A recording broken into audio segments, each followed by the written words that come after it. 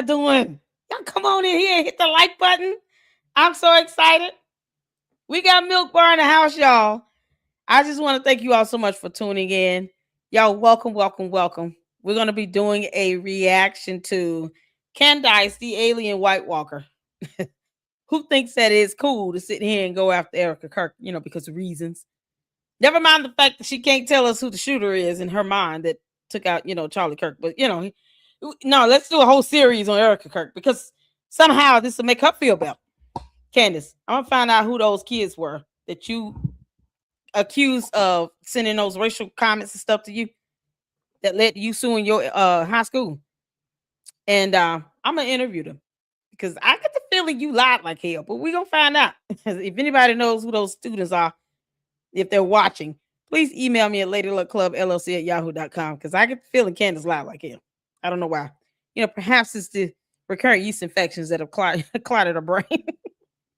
Oh, Candace, we're going to drag your ass all over YouTube tonight. All right, y'all. Thank y'all so much for tuning in. Hit the like button. Y'all ready? This thumbnail is hilarious. Thank y'all so much. Y'all, we're going to bring up Milk Bar. Y'all what? Y'all ready? Let's go. Hi, Milk Bar. Hey, how you doing? Thanks for having me. Can you hear you? Can you hear me? Yeah, I can you hear muted if you talk. Can you hear me? I can't hear you. Can't hear me? Can you hear me? Yeah, can you hear me? No? No, can't hear you. Y'all, we're working on it. Y'all say hey to Nathan in the chat. Why are we here? Yeah, hello. Yeah, hello. Got sound? Yeah, can you hear me? Seems to be working. I see it's going backstage. I don't know what's happening. Yeah. It's weird. Y'all, we're going to get it together.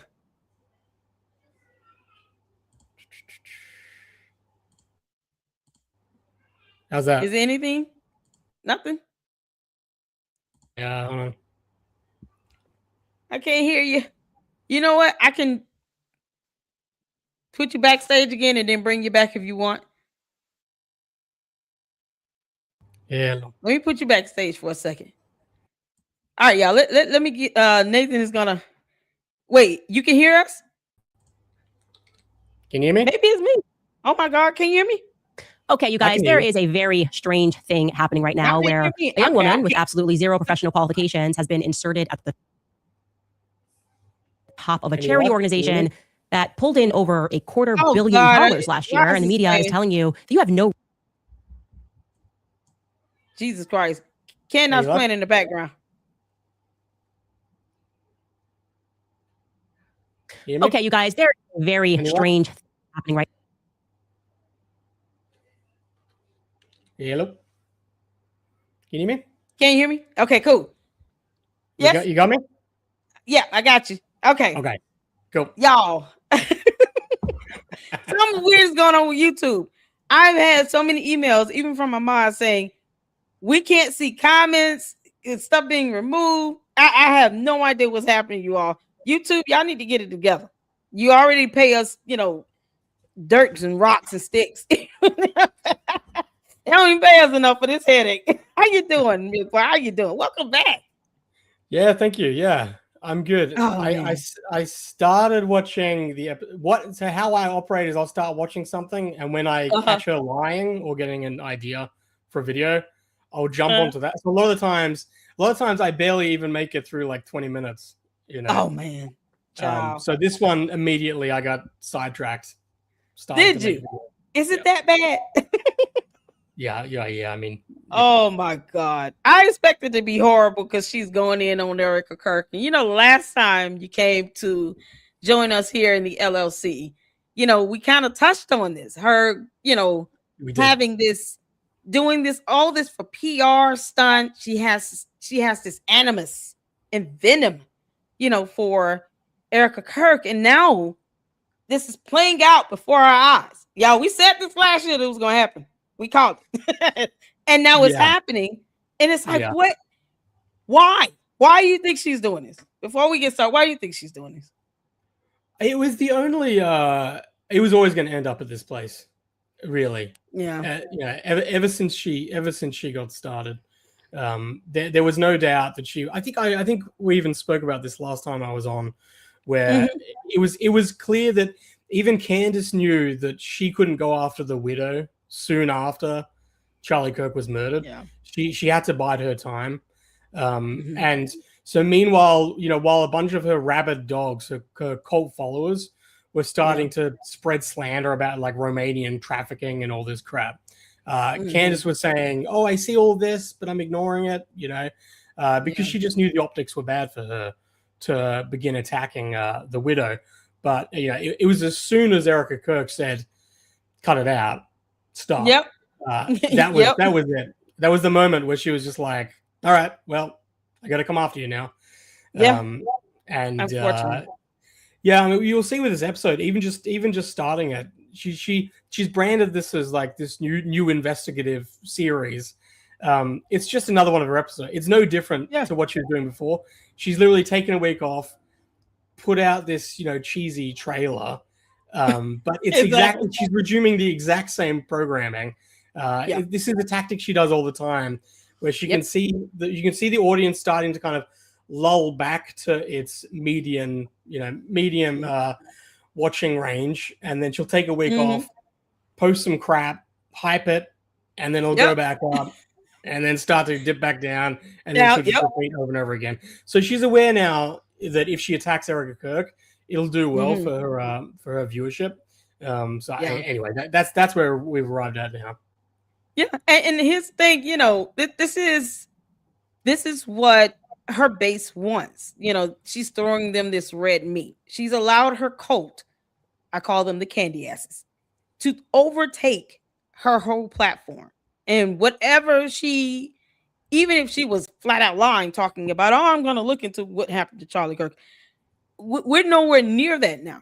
It has gone so far left field. She doesn't even speak about the investigation that's going on in the court of law against Tyler Robinson. So much she could be speaking on with that and still get, the viewers and all of this stuff that she's doing. This is all a PR stunt for her. But yet, as opposed to you actually focusing on the court hearings, any allegations related to Tyler Robinson. No, let's go after Erica Kirk now, because in her mind, this is all for craps and giggles. This is fun for her. This is all a show. And I've always said this because I know you watching, Heifer. You do this and then you turn around and say, but yeah, I hope TPUSA can put me on their payroll. They should hire me to be their PR person. Why? Wouldn't your cult be mad at you for that? Aren't they the enemy?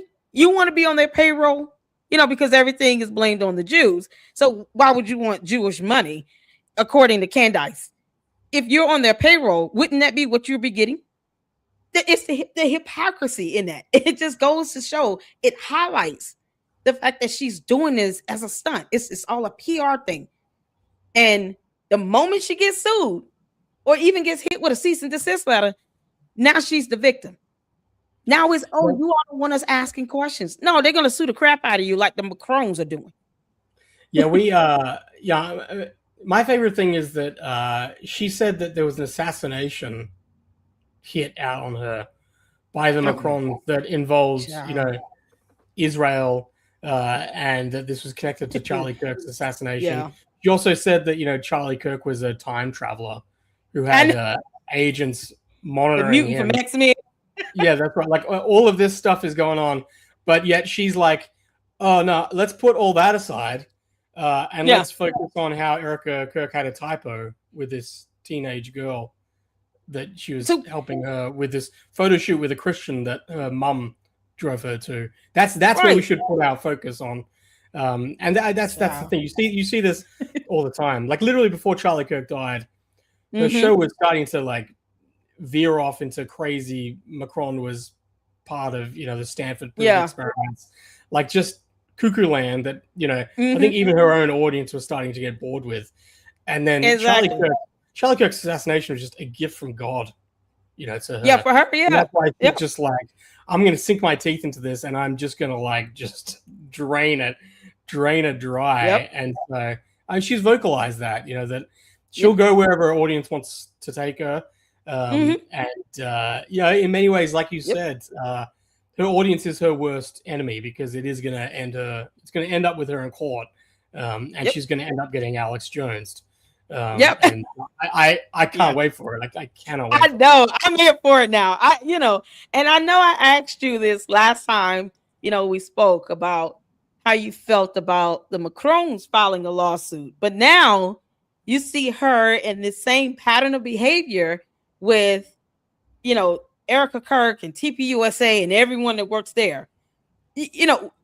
Now, how do you feel about the idea, the possibility of Erica Kirk suing her? For essentially the same thing. It's the defamation of it all. How do you feel about Erica Kirk and TPUSA filing a lawsuit against her? I don't know. I mean, it's always look. The last thing you want to do is give her more material. I think we've spoken about that strategy, and the strategy has generally been to deprive her of oxygen. And I think it's true in that everything about this series is entirely geared about trying to get a reaction from Erica Kirk. And so I think the best thing that Erica Kirk can do is to avoid lowering herself to Candace Owens level. I think that's smart. And at the same time, it's like Candace Owens was still under contract. She had a non-disparagement that she was signed to while she was with TPUSA, while she's saying that TPUSA, killed their boss, that they were directly implicated. And she's posting that TPUSA is like a demonic company that people should be retracting their donations from. So, I mean, there is grounds that I think TPUSA can go after her. But in many ways, the last thing you want to do is make this overly public. I mean, if you got a slam dunk case against her, then absolutely go for it. But I think Erica Kirk, she should try and remove herself from this equation as much as she possibly can. Well, I gotta say before we get started that I was definitely impressed with her ability to ignore the crap out of Candace, because for a while she never even acknowledged her presence here on Earth. I mean, Erica Kirk was not responding. She was absolutely ignoring her, and it just got to a point 2-3 months after Charlie Kirk's assassination where it's like, I even said, Erica Kirk, I hope if you respond, you have an attorney, because this is not going to end. Candace's motive in this is all about the views, likes, subs, and money. And she will do anything and say anything to get it. So if that includes selling her soul to Satan himself, that's what she's willing to do. But if you're going to respond, have an attorney. That way you can put your foot down from day one. But it's Megyn Kelly felt like she had to intervene and set up some meeting. And then next thing you know, Erica Kirk's flying out to Tennessee with one other person. No one knows what really happened in there unless somebody recorded, and we just don't know that. But all of that, and we still end up at the same place. So going out there to Tennessee, having this conversation with her face to face, telling her to stop, leave me alone, leave my name out your mouth, leave my kid's name out your mouth, in so many words, it ended up just giving her that fuel.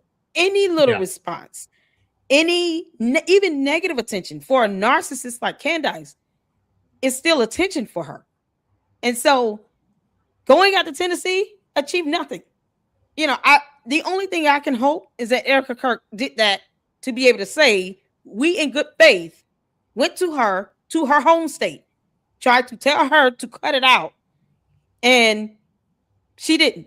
So now we're suing her. Like, that's the only thing I could hope that will come out of Erica Kirk going out of her comfort zone while she's grieving and mourning loss of her husband, the father of her children, to go fly out to Tennessee to have a meeting with this girl and then go back. And it's still, now it's just on steroids. It's like attack Erica on steroids.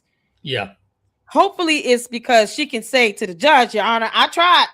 She didn't listen because this helper kept going. So I hope that's what that comes out of it, because otherwise it was just it's a waste of trip. It's a waste of time, because look where we are. And now she's doing a series. I want to give props to TPUSA though, because I loved when they were saying we're going to do a live stream debunking all your stuff. And they're like, come on if you want. And she's like, I'm game.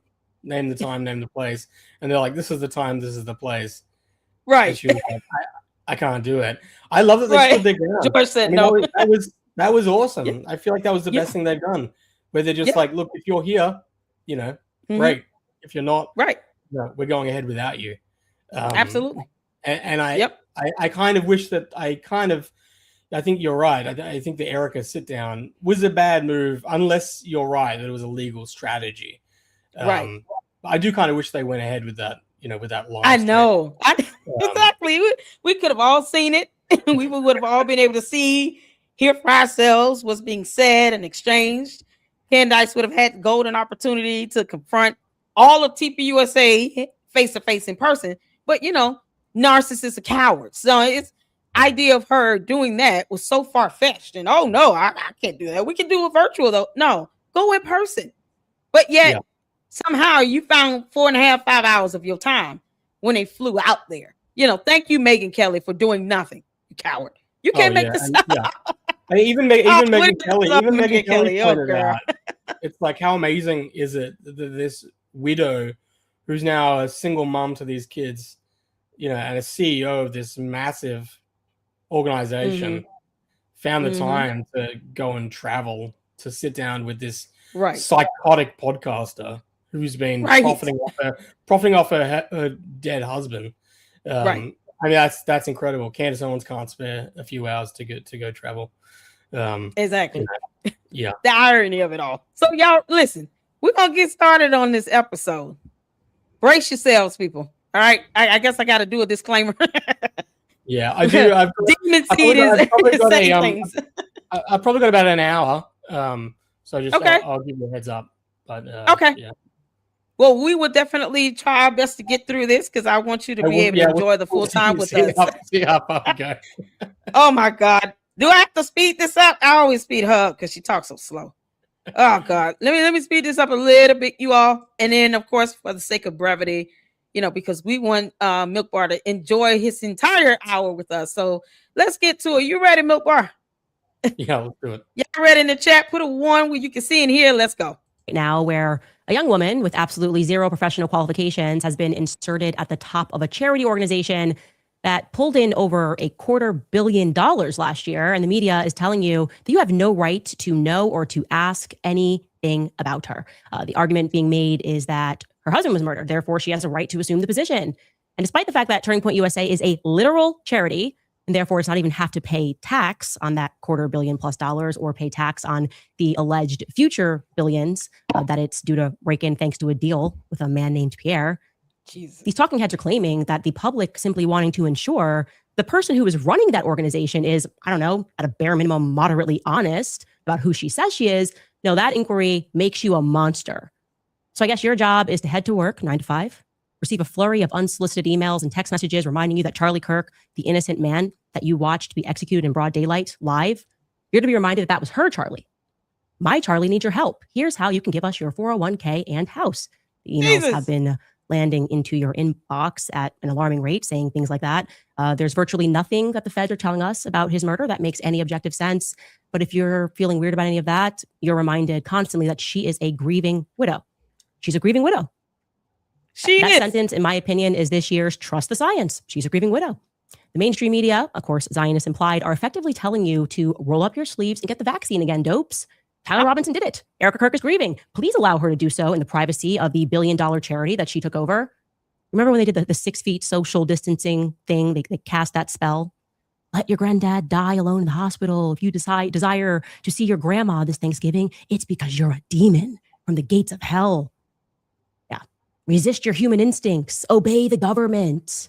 It's the same kind of messaging, the same kind of emotional manipulation, but it's a new year. Still have questions or concerns about who Erica Kirk is and why she seems to have lied many times on record? Well, you're Satan, and I'm sorry that you are. And also, I would like to remind you that you are destroying Charlie's legacy. Now, it is very important that I remind you, we haven't even said anything yet. A 2-minute trailer resulted in one of the most aggressive preemptive PR strikes that I have ever seen. They posted photos of my manager's infant daughter, my makeup artist, my family members. Lots of voicemail from my producer. Okay, well, this was initially supposed to be just 3 episodes. Now I'm thinking about a season 2 and a season 3, because if you haven't quite figured me out yet or thought through how we got here, I don't like it when innocent people are targeted and attacked and on rare occasions shot in the neck in broad daylight. Neither does anyone else. Oh, ye soulless alien from outer space. We don't like that either. Yeah. This is my God, bro. I mean, so this is what she does, right? She's continually referring back to COVID because she knows that she can tap that well with her audience to say, hey, you know, because she knows that her audience were all against the COVID response, right? Right. And probably the majority of them are unvaccinated. So she continually refers back to that because that's a button she can push to say that somehow Erica Kirk, being the CEO of TPUSA, and that attacking a widow is bad, that somehow that's related to COVID, somehow.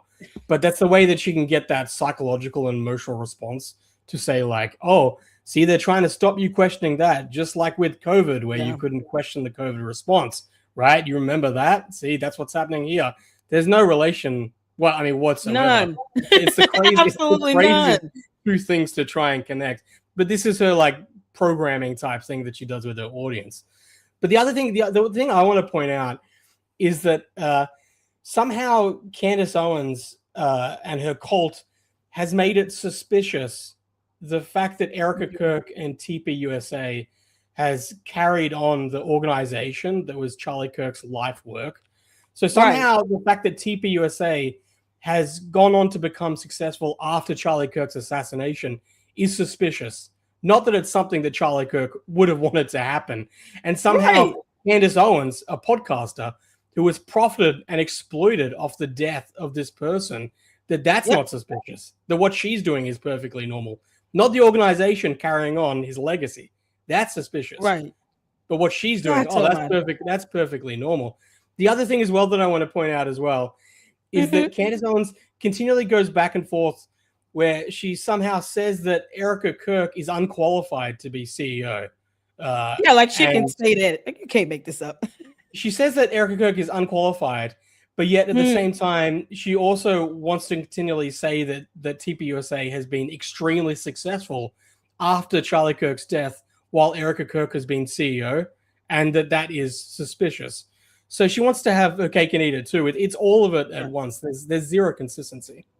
Exactly. And let's not forget, people, she has said at least twice, she wants to be on their payroll. Okay. She wants them to give her a monthly retainer for PR. This is the same person that wants to work for them again. That was looking forward to, if you believe whatever she says, was looking forward to being reunited with Charlie Kirk on the stage with TPUSA. Right before he died, she was looking forward to that. But now it's, you all should not be giving them contributions. As if they weren't successful and doing well financially before he lost his life. You can't make this up. It's so sinister and vile to sit here. And yet she won't explain how she spent over $500,000 on security with Blexit. Or why she ran them in the hole about $1.72 million. Or why LLCs connected with Blexit somehow was also connected with Parler Inc. with George Farmer not having a successful company either, because Kanye West didn't buy it at all. So this is the same person saying all this stuff. The hypocrisy is mind-numbing, man.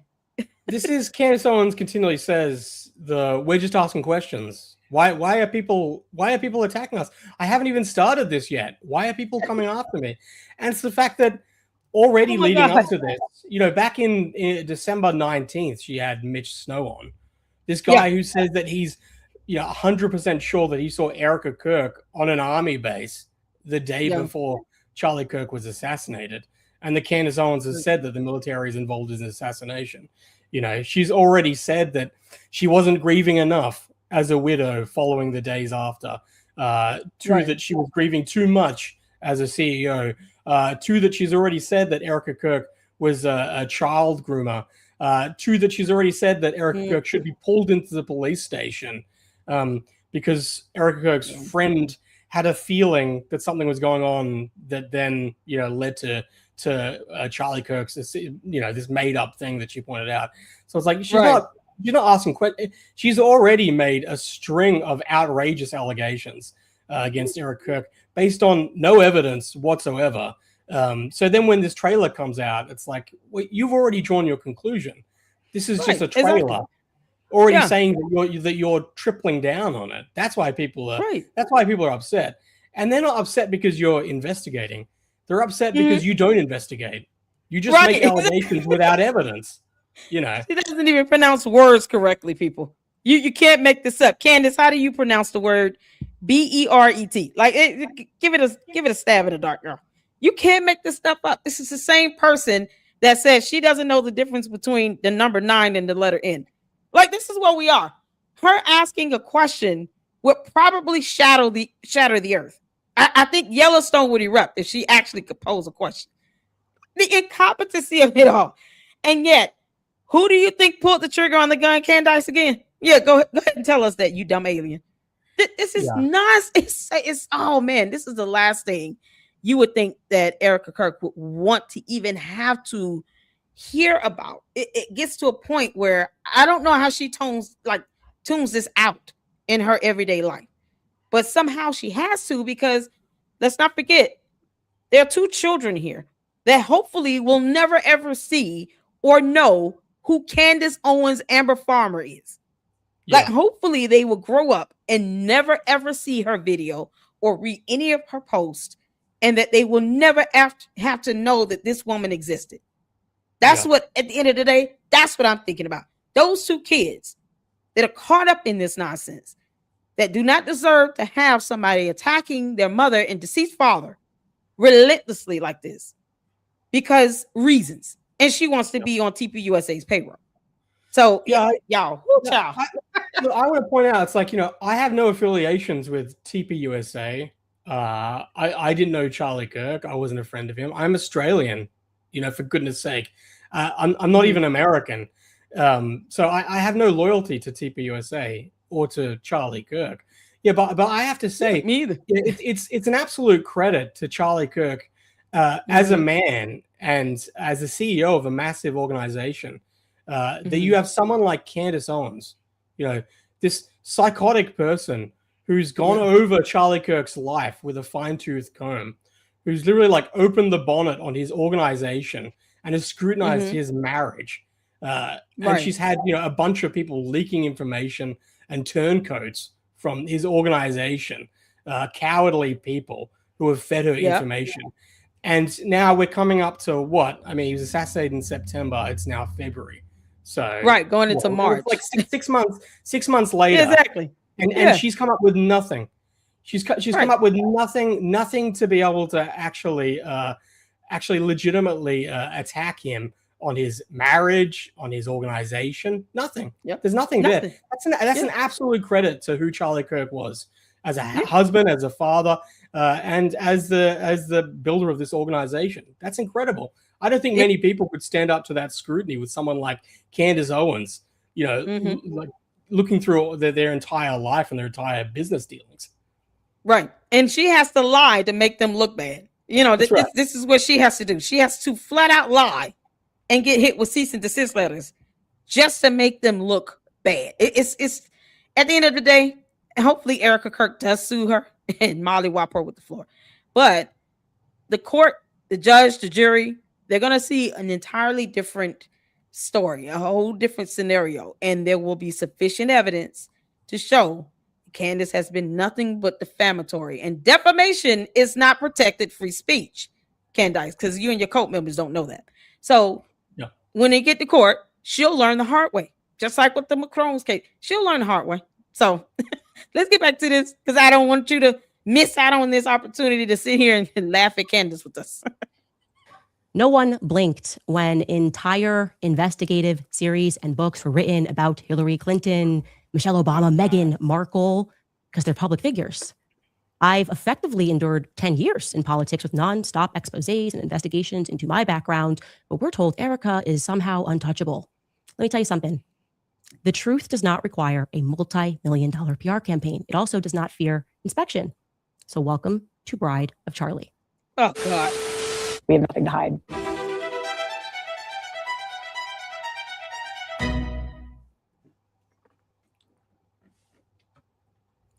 Where should we begin in the story? I think maybe with just a blanket statement. Something is not right with Erica Kirk. And despite a most aggressive influence campaign, which at one point even included a signed letter from the Secretary of Treasury assuring us that Turning Point is above board, an amazing organization, and despite, in addition to that, a flurry of homosexual men making over dramatic videos about sheer evil, no, not mass murdering children, sheer evil, investigating someone at the helm of $1 billion company. Despite all of that, the public remains unconvinced that she is simply a grieving widow, because she isn't simply a grieving widow. She's also the CEO and chairman. Who are these homosexual men? Sorry, during our preparation. Can we talk about George Farmer? Let me tell you something. You talk about Milo, her little pit bull. Okay, or Catholic priest. Because she's Catholic. Let's not gloss over all the evidence of Catholic priests being homosexual and abusing kids. You can't. This is girl. I know. She wants to go on about boy, Israel. Candace. Israel, but why don't you talk about the Vatican? Oh my God. Thank you. Let's start with them. Like, we're not gonna overlook centuries of Catholic priests doing this to kids, but yet she sits here and gloats and touts. I can guarantee you, Candace would never leave her children with her Catholic priest alone. That will never happen, because there's no way you could deny the Catholic priests have done far worse than most of the people she's trying to name and accuse of doing anything wrong with TPUSA. And mind you all, no one has been arrested because Candace has done a video or asked a question. There's no legal consequence that anyone has suffered because she put out a hit piece on anything and actually produced any evidence to prove that someone has done something illegal. No one has gone to jail or been arrested because of Candace Owens. And it's not going to happen. This is mind-numbing. Okay. All right, come on, you evil White Walker. For this series, an investigative journalist named Elizabeth Lane went viral on X because what she authored about Erica was brilliant. It just was objectively brilliant. It gave voice to what millions of people worldwide were feeling, but didn't exactly know how to express. And I'm going to read you her words in their entirety because I think it's very important, okay? Elizabeth Lane wrote, I'm going to be blunt. I have reached... What'd you say? Do you know who Elizabeth Lane is? No, I don't. Who is she? This is this Georgian Putin puppet who she gave an interview. She gave an interview with Tucker Carlson a couple months back, and she had no following whatsoever. And it's one of the cringiest interviews I've ever seen, where she literally sits down and she's like, what is love? What is love to Tucker Carlson? And she's like psychoanalyzing Dan Crenshaw, saying like, oh, he was like hurt as a child and that's why he's lashing it, blah, blah. Anyway, so I mean, she's going to read out this full long post that's literally just like psychobabble with this Putin puppet who's attempting to psychoanalyze Erica Kirk. Now, the fun thing to do with this is literally replace Erica Kirk with Candace Owens, because she attempts to diagnose Erica Kirk as a psychopath, and literally everything she says here is 1,000 times more appropriate with Candace Owens. Oh, okay. So we'll do that. We'll just pretend every time we see Erica Kirk, we see Candace the alien's name in here, because she admitted to being an alien at least. Yeah, but strap in. This is a long, dull. Oh God. All right. Y'all ready? We're going to get through this. Hold your breath. To the point where I find Erica Kirk to be deeply disturbing, not because of rumors or gossip, but because of consistent, observable patterns of behavior. To be clear, everything I say in this post is my opinion. I am not claiming this as a fact. I am saying this is what I think Erica Kirk is. I come from the world of acting and modeling. I have spent years around social climbers, opportunists, image curators, and people who treat relationships like ladders. That is why I left that world. Most of these people are shallow and harmless. A few are dangerous. Erica falls into the latter category, not because she is just ambitious, but because of how calculated and performative her ambition appears to be. I believe she may be a psychopath. What stands out immediately is the reaction that she provokes in other people, which is very common with psychopaths. Across the board, including people who support her publicly, the private reaction is the same. It's, I can't watch her. It's not a criticism. It's just a physical discomfort. People turn off interviews because the presentation feels artificial to the point of being unbearable. Let me explain. That kind of response does not happen accidentally and does not happen often. Research in psychology shows that humans are highly sensitive to emotional incongruence, mismatches between a facial expression, tone, and content.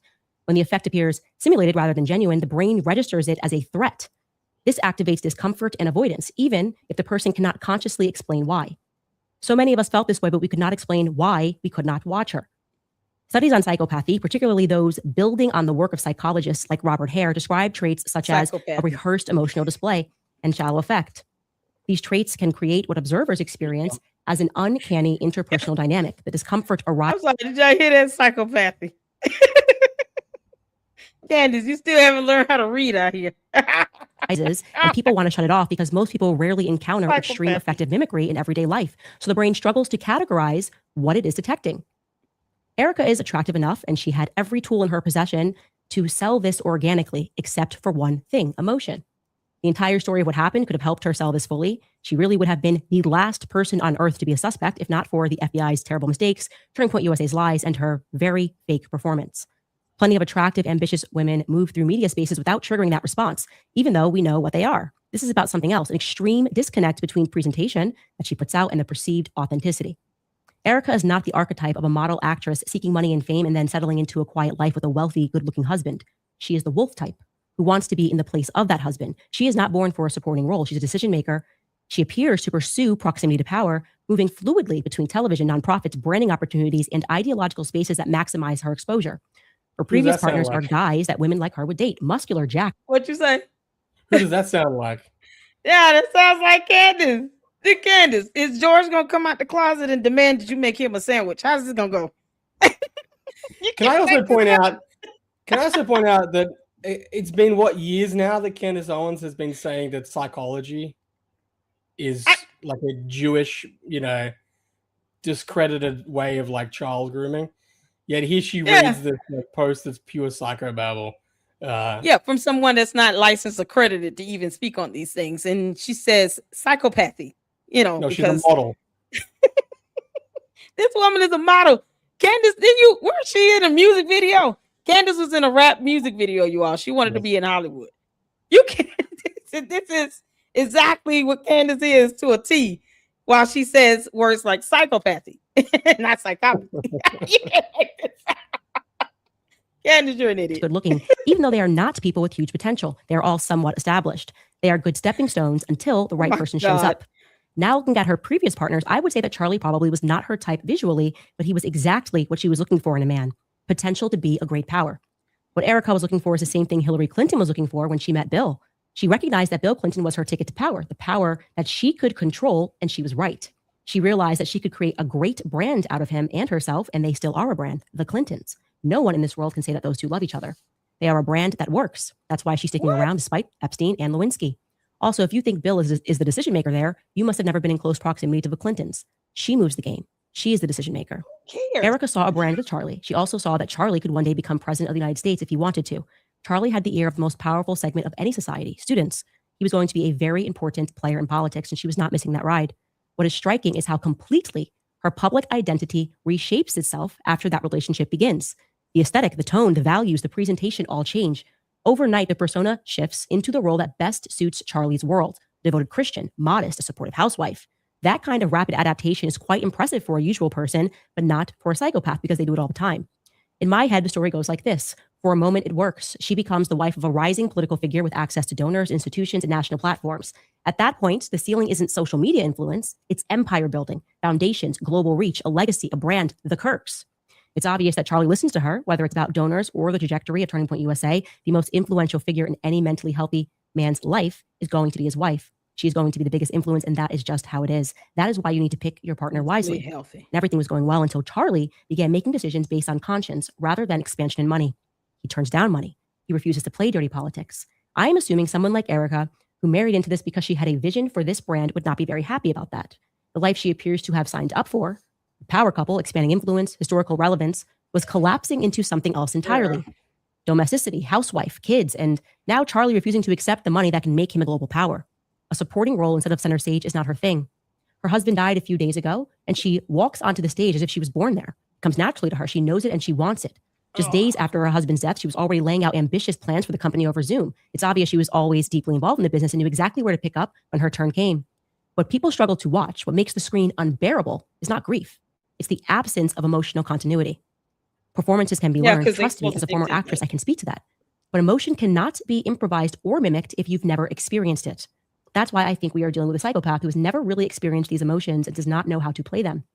And audiences feel it instantly. It's fake. Again, this is just my opinion. This is so dumb. Good place to start.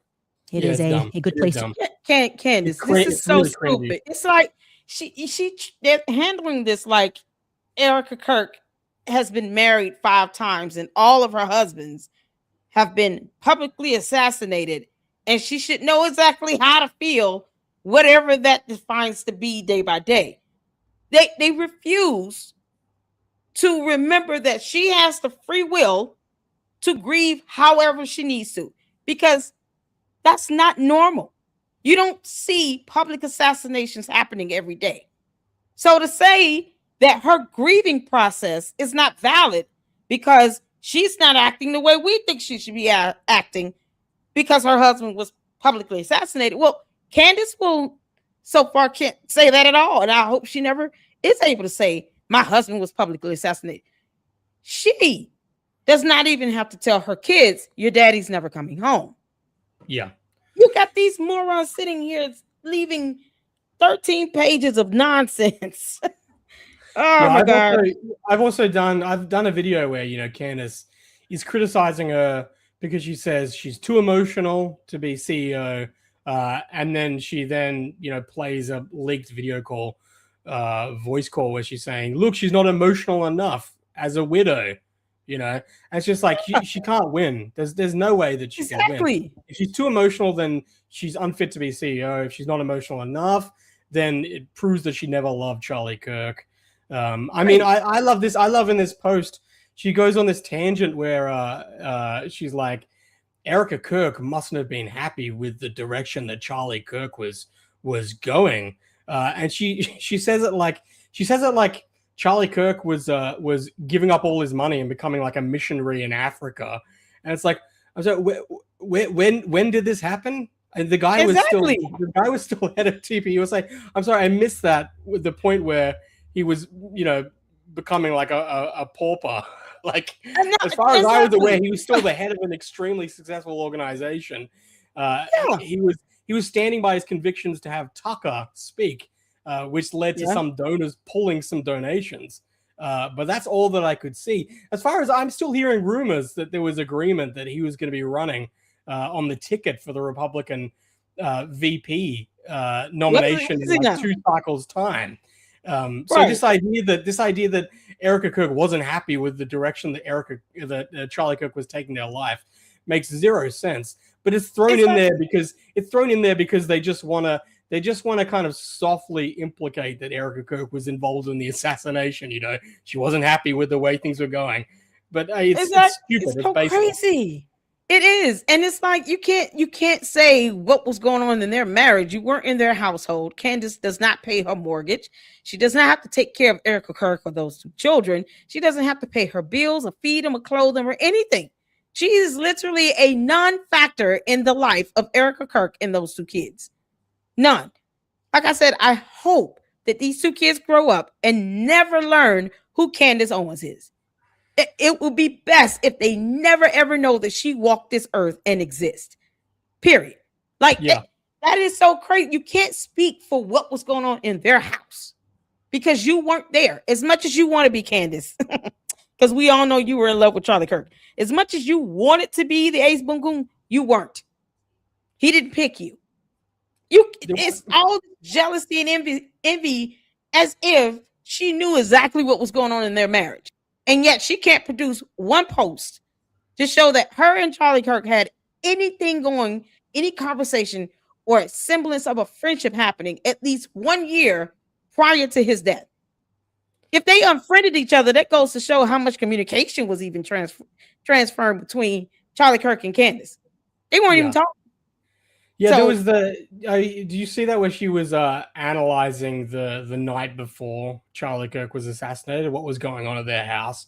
You know, where she was saying that Oh, their toddler woke up at 2:45 a.m. in the morning. That's strange. the baby. That must be the toddler woke up because they were fighting. And then Charlie Kirk had to get up at 6 o'clock. You know, so Erica, you know, said that you should go back to bed and I'll take the kid, but he slept in the kid's bed. I mean, that's really like all this kind of stuff where it's like, this just shows that you are in a loveless marriage. And right. You have a nanny, that you do not take care of your own kids. I mean, it really just exposed her as an ice cold psychopath. Exactly. Is it George? Wave the white flag if you need help. It's okay to come out their closet. I mean, like my wife and I have got a 3-year-old, so the same age as the Kirk's kid. And it's like there's nothing odd at all in the way that she was explaining it, and it just proved that I mean you're the one who's actually you're not human. And she said it herself. You know, I feel like I've been a bad mother and neglected my kids because I've been crying so much. I'm sorry. At some point, your husband should be intervening and saying, why are you still obsessing over another woman's deceased husband? At some point, you've got to get back to pretending to be George Farmer's wife. Because what in the world? No one should be obsessing this much. But this is her words out of her mouth. She's the one that says she's absolutely obsessed with this. So that lets you know her state of mind right there. Whatever obsession looks like to Candace, it is what it is. But it seems to be, it's going into this danger zone where I don't put it past Candace, where she will not do something harmful to Erica Kirk and these kids. If that's what her cult members want, and they get dark and sinister, evil involved, even worse than they already are, I don't put it past her to go and do something to Erica Kirk, and I'm saying it. So I know. Like you had the guy who was killed at Mar-a-Lago, you know, because he believes that Trump was, you know, is like protecting all this child abuse and everything because he's born to this hysteria. It's the same thing. I think that's the important thing to point out. Like Candace Owens is a psychopath. Like that's clear. There's no way that Candace Owens will ever change. But the real danger and the most disturbing part of all of this is how big her audience is and how rabid they are at following her and completely detached from reality. I mean, that's the scary thing. That's the thing that can have real life consequences where people actually can be hurt.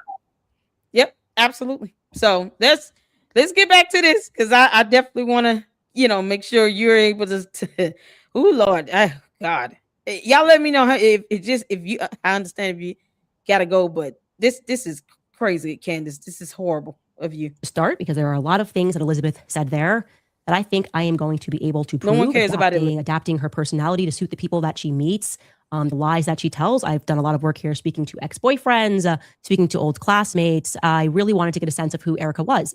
And also, in a word, yes, I concur. There is something about her. I don't know any single personality in the media or politics that has had the same effect that Erica has had on people worldwide. She's a rare bird, okay? She has actually managed to unify the left and the right on a single perspective. Think about that, how amazing that is. Say what you will about Hillary Clinton, but she had a true following on the left, right? It was a bloody match back in 2016. What? Now, beyond Erica, what Elizabeth is diving into here is psychology, right? She's guessing and she's speaking about psychology, a social science that was created, she's not to a be very clear, psychologist, by German mystical Jews, right? They believed in mystical Judaism. They were practicing the occult. Now, if you are a regular viewer of this show, you know that I have sort of obsessed myself with this history over the past 2 years, the books that we read in book club, all about the very dark history of modern psychology and its direct relationship to child abuse, trauma-based mind control. That's what the book, The Assault on Truth, lays out. This person wasn't just an author that was guessing when he wrote this book. He was in control of the Sigmund Freud archives and lost his entire career just trying to ring the alarm on what these scientists knew. He explains that they abuse children with the goal of transforming them into future psychopaths that can be controlled. That is the science that was brought here to America via Operation Paperclip. What began as Project Monarch in Germany ultimately became MK Ultra in America. The Manson murders, the 60s, all of that was our government, CIA gone wild after the assassination of JFK. For drugging and experimenting upon citizens with the explicit goal of control. This is as far as I got because it was the video I started to make. Oh my God. Just think about the moves. Think about the moves that she just did there, right? And this It's is what the she's mental really, gymnastics really of it good all. at. Yeah. She starts with like Erica Kirk. I'm gonna read this post from this Georgian model who is psychoanalyzing Erica Kirk. I'm gonna read this post and I'm gonna say, look how accurate this is. This psychological analysis of Erica Kirk. And then she then goes from, so this psychoanalysis is brilliant, to then psychology. Now psychology is evil. Yet she just agreed with the psychoanalysis. Then she then goes to, but psychology is evil and is involved with child grooming and Jews. Right. From there, we're going to go from psychology, a science that started like late 1800s, to then Operation Paperclip, which was about Nazi scientists that came to America in the mid 1940s, post World War II, and that somehow that's connected to psychology and coming to America, this new science, to then Project Monarch, this rubbish conspiracy theory, to like MK Ultra, to it's like there's so many steps here where it's like, how do you get there from praising this post that's psychoanalyzing Erica Kirk? Exactly. It's someone who's not a psychologist, because she's not licensed or certified to be a psychologist. It comes down to, what is the point? What is the point? It's crazy how she couldn't come up with this on her own. That's what I'm wondering. Candace, I thought this was all about you doing something. You're taking information and nonsense from someone else, and then you're building an entire show around this other person's post because you weren't smart enough to even come up with all this crap yourself. And yet, when you talk about psychology, you compare it to, some MK Ultra Nazi Germany experiment. Either you agree that psychology is real or not. I mean, well, is psychology good or bad? And that's the thing. It's like Candace Owens' whole entire premise, pretty much since she started her new show back in 2024, was that psychology is bad because it's created by Jews and linked to child abuse. But yet in this post, she begins with saying, look, I'm going to praise this psychoanalysis. But that's where, this is how she operates. She wants to get to this dot here, where she wants to infer that Erica Kirk is somehow part of MK Ultra program. So then she needs to then somehow connect it with like psychology. It doesn't matter that she begins with praising psychology and then immediately contradicts herself. It doesn't matter. She'll keep moving fast enough that the audience doesn't actually, they're not paying attention, they're not going to question her, so they just go along with it. So then they're like, okay, cool, all right, we're back onto the MK Ultra thing that we always do. Great. Eric Kirk is involved in MK Ultra. Cool, go Candace, Yep. And they hear the trigger words, the buzzwords, That's why I keep calling their cult leader an alien, because that's what they go on. They'll hear me. I can read some facts that I research and pull up, but the moment I say Candace is an alien, then that's when they go crazy in the chat, and then they still misspell her name. So this is what her cult base look for. They hear those trigger buzzwords. It's that mental gymnastics. And because she's not thinking twice about any of this crap she's saying, because it's pre-scripted and pre-recorded, they don't think about it at all. They don't even want to think that deep and hard. Most of them can't spell psychology. And this is what they yearn from her. It's so, this is so invigorating. She's so smart. Yet she can't tell you the difference between the letter N and the number 9. So her base feeds her this nonsense, and she just gives it right back to them. And in their world, it doesn't have to make sense. But yet they get mad at us for clowning her out about it. It's just, you're sitting here just throwing out trigger words and red meat to your base. Nobody's reading anything. She's not reading a book. She's probably listening to the summary of it.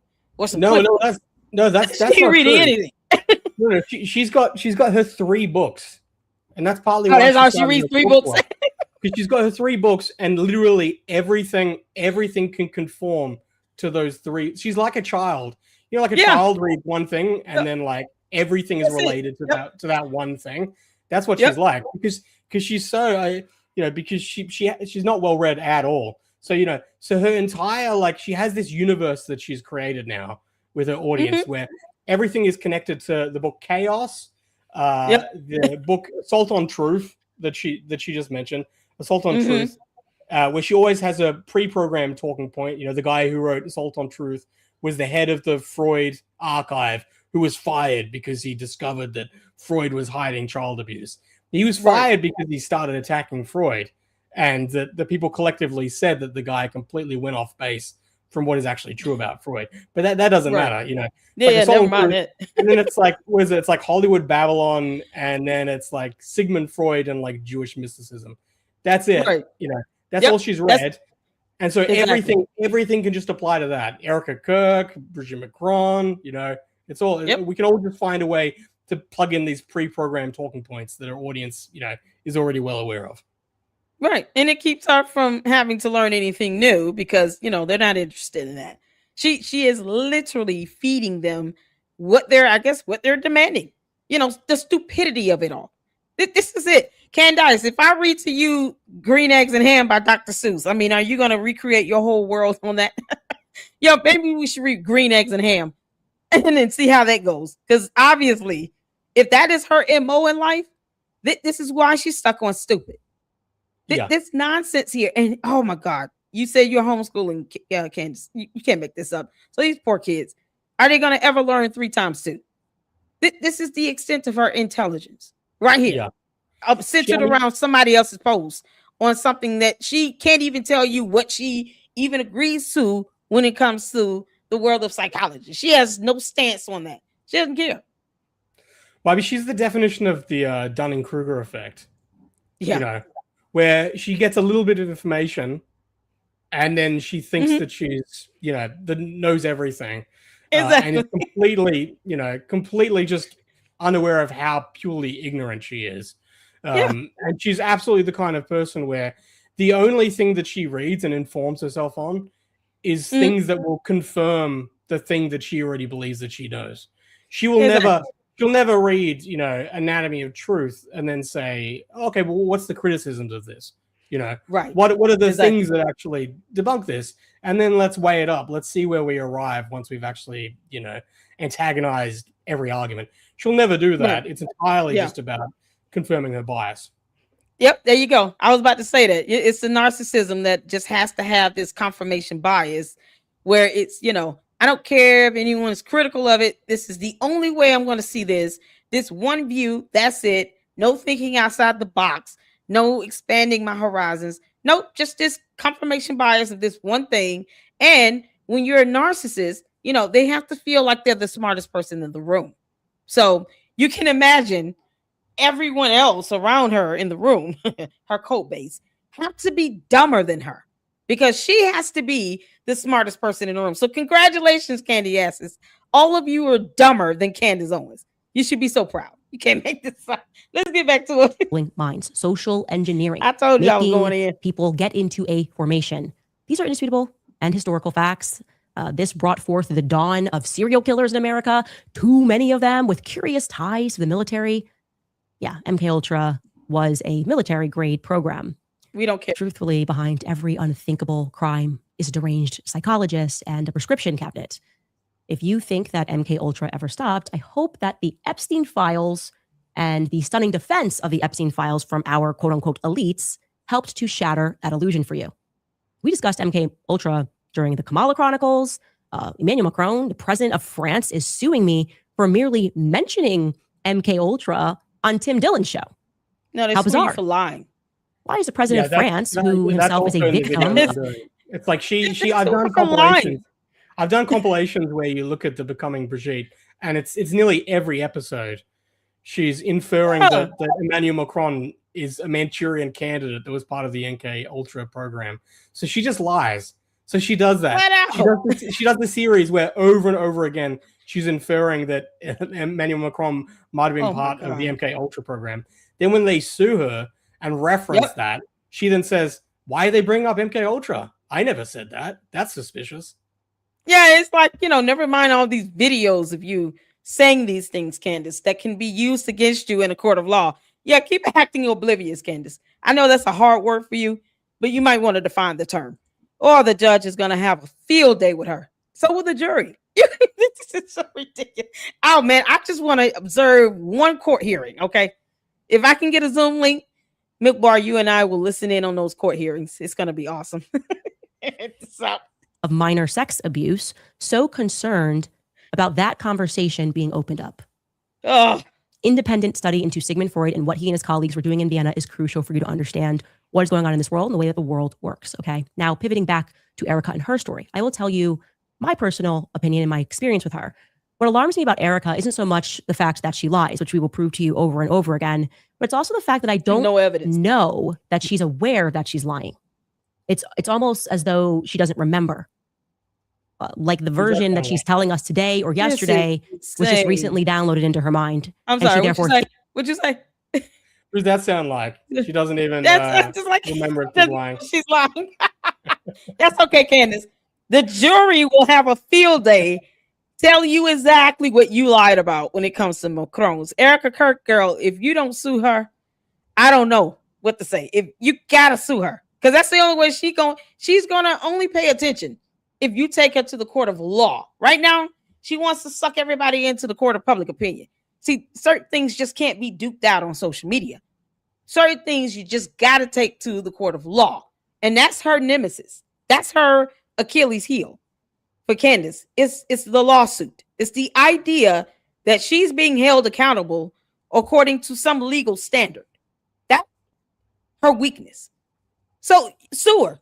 And then tell all the Candy Ass Cult members to kick rocks, because they're probably going to fund her attorney's fees either way. But sue her. And then let the law help her understand what a lie is and why defamation is not protected free speech. Just sue her. At this point, that's all you can do, because this is ridiculous. Thinks it's true, like a faulty memory or something. I'm saying that I'm not sure if she's fully aware that she's lying, because it's like some of the lies are so stupid. She's just sort of going. Prove it in court. I want you to also know, by the way, of course, we reached out ahead of this episode. We reached out to her specifically with just 4 questions pertaining to past statements that she's made that do not appear to align with the reality of what we have discovered. Okay. For example, here's just one example. We are told that Erica Frantzwey was raised by a strong, independent, entrepreneurial single mother who taught her how to be a good Christian, a devout Catholic mother. Lori Frantzwey, right? As an aside, that this Catholic mom, who am I to judge Catholics, but she's been married 4 times that I can see. We'll talk about that more down the line. More importantly, though, you will recall that Erica sat down for an in-person interview with the New York Times days after Charlie was publicly assassinated, and she confirmed to them that the least traumatizing part about Charlie's assassination was the prospect of her now having to raise her children alone. She wasn't traumatized by that idea, because she had seen the example set for her by her mother growing up. As People magazine later echoed, quote, Erica Kirk has learned a lot from her mother, Lori Frantzwey. After welcoming her daughter in November of 1988, Frantzwey divorced Erica's father, Kent Frantzwey, and raised her as a single mother in Scottsdale, Arizona. Lori spent nearly 2 decades working for General Electric before founding multiple companies in the network security industry, according to her LinkedIn. So you can see they're seeding the public with the idea that you can raise kids and be a single mom and also be a CEO. And she acts as if Erica Kirk could control her parents' marriage. People get divorced. People end up having to raise their kids alone. It happens. Why is this somehow, being Erica Kirk catching the blame for what her parents went through? What are you talking about? And yet her mother turns out to be successful and have these companies. And oh no, how dare you get divorced and raise your kids as a single mother and actually make something of yourself? How dare you? Like what are we doing? And what she's doing is that she's saying, look, Erica Kirk is a feminist. She's saying that she can be a single mom now, after Charlie Kirk died. See, look at her. She's trying to program the world to say that it's okay to be a single mom. What the heck? I mean, mother didn't have a choice. Some people probably want to get remarried and they just don't. It may not ever happen again. But should life come to a halt because you have to raise your kids as a single parent? The fact that her mother became successful somehow goes over her head. What in the world? And she's married 4 times. Candace, so what? You're in a lavender marriage, allegedly. So what's the difference? I don't get it. You can't, man, this is beyond me. There's no point to this. She's just trying to, like I said, she's got to say the worst of the worst to make her look bad. Not that she has any evidence that proves that she's done anything illegal. Let's keep that in mind. None of this is illegal. It's just character assassination. That's entirely all that she's doing. Plain and simple. Oh, boss babe it. Okay. The only problem is that it's just not true. Erica was not raised by a single mother, like at all. Erica's father, Kent Ronsfay, by the way, he's Kenneth Ronsfay, but he goes by Kent, was always in her life. So much so that for entire years of her childhood, Kent was actually a stay-at-home dad. So almost the exact opposite thing was true at one point. Now, you don't have to take my word for it. You can actually take Erica's. Take a listen. Here. Hold on. I do not want to knock the stay-at-home dads. I do not. Oh there are some who had to temporarily have to switch that role. That happened to my parents a long time ago. Granted, again, they got a divorce, so that probably falls into your bucket. But I am an anthropologist.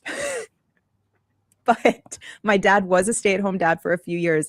And I got to say, it was really sweet and really special. I was 4, but that was... Of course, it's not an indictment of the morality. No, but if you're saying from the get-go, I want to be a stay-at-home It is a imbalance. It's an imbalance of nature. So stay-at-home dad for a couple of years. She remembers it. So I would assume started at 4 for a couple of years. People don't typically remember being 1 and 2. It's not her fault. And now he wasn't in her life. To be clear, Erica was 10 years old when her parents divorced in 1998. So her father was very much a part of her early childhood, and he did not stop being involved in her teenage years either. I've spoken with classmates, past boyfriends, and people are generally bewildered as to why Erica is now publicly representing as though she does not have a relationship with Kent, the man that she claims is her father, at least. Or also something she fails to mention is that even if you removed Kent, Erica was raised with her stepfather in her home. She never said that she did not have her father in her life. When you think of single parent, your parents are unmarried. You're more so thinking of, on average, who you're spending predominantly the most time with. Who would be the custodial parent, who you're physically living with here. But that's not to say that she did not have a father in her life. This is so absurd. Like her parents divorced when she was 10. So I assume that she went to live with her mum. So I mean, what I'm gathering from this is that Eric Kirk is saying, like, my mum had a great impression on my life. She wasn't with my dad. She helped to raise me, and that really left a mark. And then Candace is like, oh, but what? But your dad was a stay-at-home dad when you were 4. So you must be. Why are you lying? Yeah, but what's so crazy? There is no lie here. There is no contradiction. It's no lie. Exactly. She's not saying that she never saw her dad or didn't have her dad in her life. What I find baffling is, Candace, when are you going to tell us where your parents were during your childhood? Because you don't talk about your past life at all, if anything. And all you've done so far is lie about your education. Because she claims she has 2 degrees, to which she has not proven. But yet somehow she wasn't raised by her mommy and daddy. And yet, are we supposed to? So now we're supposed to think that she's going to be deformed? What? There's no purpose to this, especially when your background is not squeaky clean, Candace. You weren't raised solely by your parents. Where was your mom and daddy at? This is crazy. I mean, all she's doing is, oh my God. She literally segued from MK Ultra to now what she's trying to do is say Erica Kirk is lying about her childhood, to then be able to move towards painting a picture that somehow Erica Kirk is involved in shadowy government. I know, right? MK Ultra, single parenting, divorce. Y'all hear this? All these things line up somehow. I don't get it. You had a mom. You had a mom. You talk about your mom, but you also had a dad. So what's that? Right. What's that with? Why are you lying? Right. But Candace lied twice on her show about having 2 degrees. She said she went back to school and got 2 degrees after dropping out. She said that in her shows, and I've done videos on that. You can't make this stuff up. So Candace, when you are ready to tell us about your parents, then we'll pay some of that any attention. But as for now, We don't give a damn about the point you think you proven. Girl. A man named Larry Ginta. In her high school This is yearbook, actually, ridiculous. Kent is included, her father, biological father, in a collage. And so are his parents, her grandparents, Carl and Elaine. So we can reasonably assume that her father was in her life. We can also assume from that photo that Erica was exceedingly close to her stepfather too. You can bring that back up and I'll show that. But he's featured there too. You've got Larry in the photo because he has been a fixture in her life since before her parents' divorce was ever finalized. Because both he and his son are also in the collage. I confirmed with classmates Larry and Lori were together since Erica's elementary school days. In other words, Erica grew up in a situation that is now termed as a bonus dad. Both her biological father and her stepfather figure were present and all living in and around the Scottsdale area. So why this little public misrepresentation? Oh, no. I would be super offended if I was a stay-at-home dad. And then suddenly you've got someone saying, I was all alone. My mom did it all by herself. Now you will see throughout this investigation that there are a lot of little wrinkles like this in Erica's story.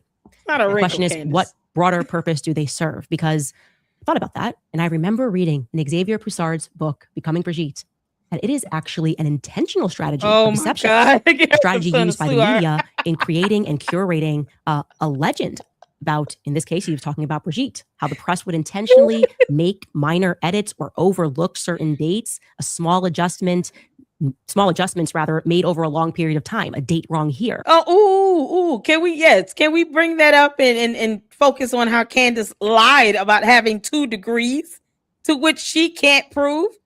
You can't make this up. Candace, when are you going to show us either of those degrees that you earned in journalism and English? This is what she said out of her mouth twice.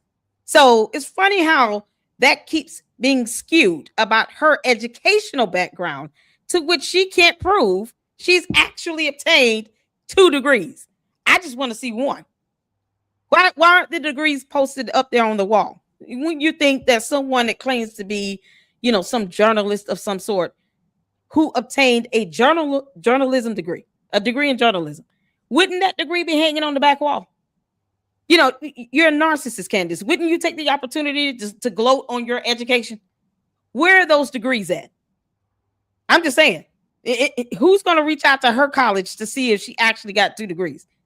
Give me one, and I want proof. Candace, we'll wait. An age miscalculation there, just ever so slightly. Parents are nowhere. These minor tweaks over a long period of time aren't noticeable, even though they ultimately amount to a big lie. This is exactly what I have found to be immediately frustrating about examining Erica's life. Minor tweaks that almost look like they could be mistakes. Can't make this up. And you go, but really? Do people make these kinds of mistakes?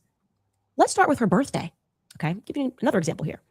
Erica Franz Faye, we are told, was born on November 20th, 1988 in Cincinnati, Ohio. Great. There's a newspaper relic announcing her birth 2 weeks later on December 6th. It tells us that she was born at Good Samaritan Hospital. We don't care. Fantastic. To Kent and Lori Franz Faye. Check. Amazing. By the way, it's just something to know about Good Samaritan Hospital. A little fun fact. That actually used to be the U.S. Marines Hospital. One that once upon a time caused a little bit of a scandal for unethically experimenting on the brains of patients. Anyway, the story goes that the U.S. Marine Hospital just up and decided to gift the hospital to the Catholic Sisters of Charity out of the goodness of their Marine hearts or something. Hospital she was born because our military is known for that, just being really, really kind and giving up. Yeah, hospitals. you stick to your script. Point is, we learned from this newspaper clipping that Erica was born on November 20th, and she maintains that birthday today. But oddly, that would be news to her parents. Kent and Lori, for whatever reason, think that Erica was born 2 days later on November 22nd. We know this because of their divorce filings, which took place in 1998. On that divorce initial filing, Lori, who filed, lists Erica as having been born on November 22nd, multiple times. Now, in case you're thinking, well, maybe this was a mistake, you should know that the filing done by her mother, Lori, only has 4 statements of fact. It's effectively a one-pager. Candace, one of the facts is that Kent and Lori were married on November 20th, 1995 in Marblehead, Massachusetts. So they decided to get married on... Is this divorce documents? What is this? Candace, you should not be showing these custody documents, especially if she was a minor. What the heck is going on? Look at this. You got minor kids been named in these documents. Oh my God. What would have been Erica's 7th birthday? Okay, that's strange. I mean, at least the birthday she says she has. Erica better sue her. This document is saying, no, she's born 2 days later. So I guess it wasn't her 7th birthday. Attached to this document, which was filed on July 20th, 1998, is another document but I can only assume was scanned Unbelievable. in with an intention to further confuse people.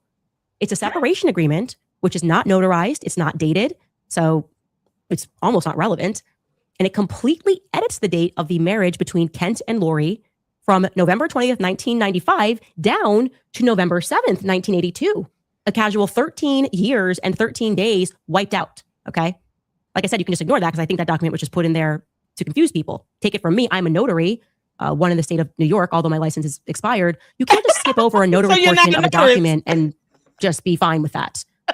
In fact, we decided to dig through Ohio law and other publicly available divorce documents to see what they look like, and they are legitimate. Why? And here's a side by side, so you can see on the right is what is scanned into their file with totally different dates, and on the left you can see that's what it should look like. You get it notarized, okay? MilkBar, why do we care about these people being divorced? Why does she care about this? This is not something that Erica Kirk could control.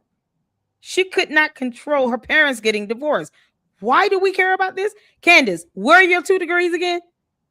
You know, you're going to give us the background on your parents not raising you. You can't make this up. But you take this as being mean if you want to. I don't care. Candace is sitting here digging up Erica's parents' divorce documents where no one needs to see this. We don't need to know any of this. This is not furthering anything regarding the assassination of Charlie Kirk at all. We don't care. The judge and the court of law will not care either. Erica, please sue her. Because that's, you know. Did you watch any of her Kamala investigation? No.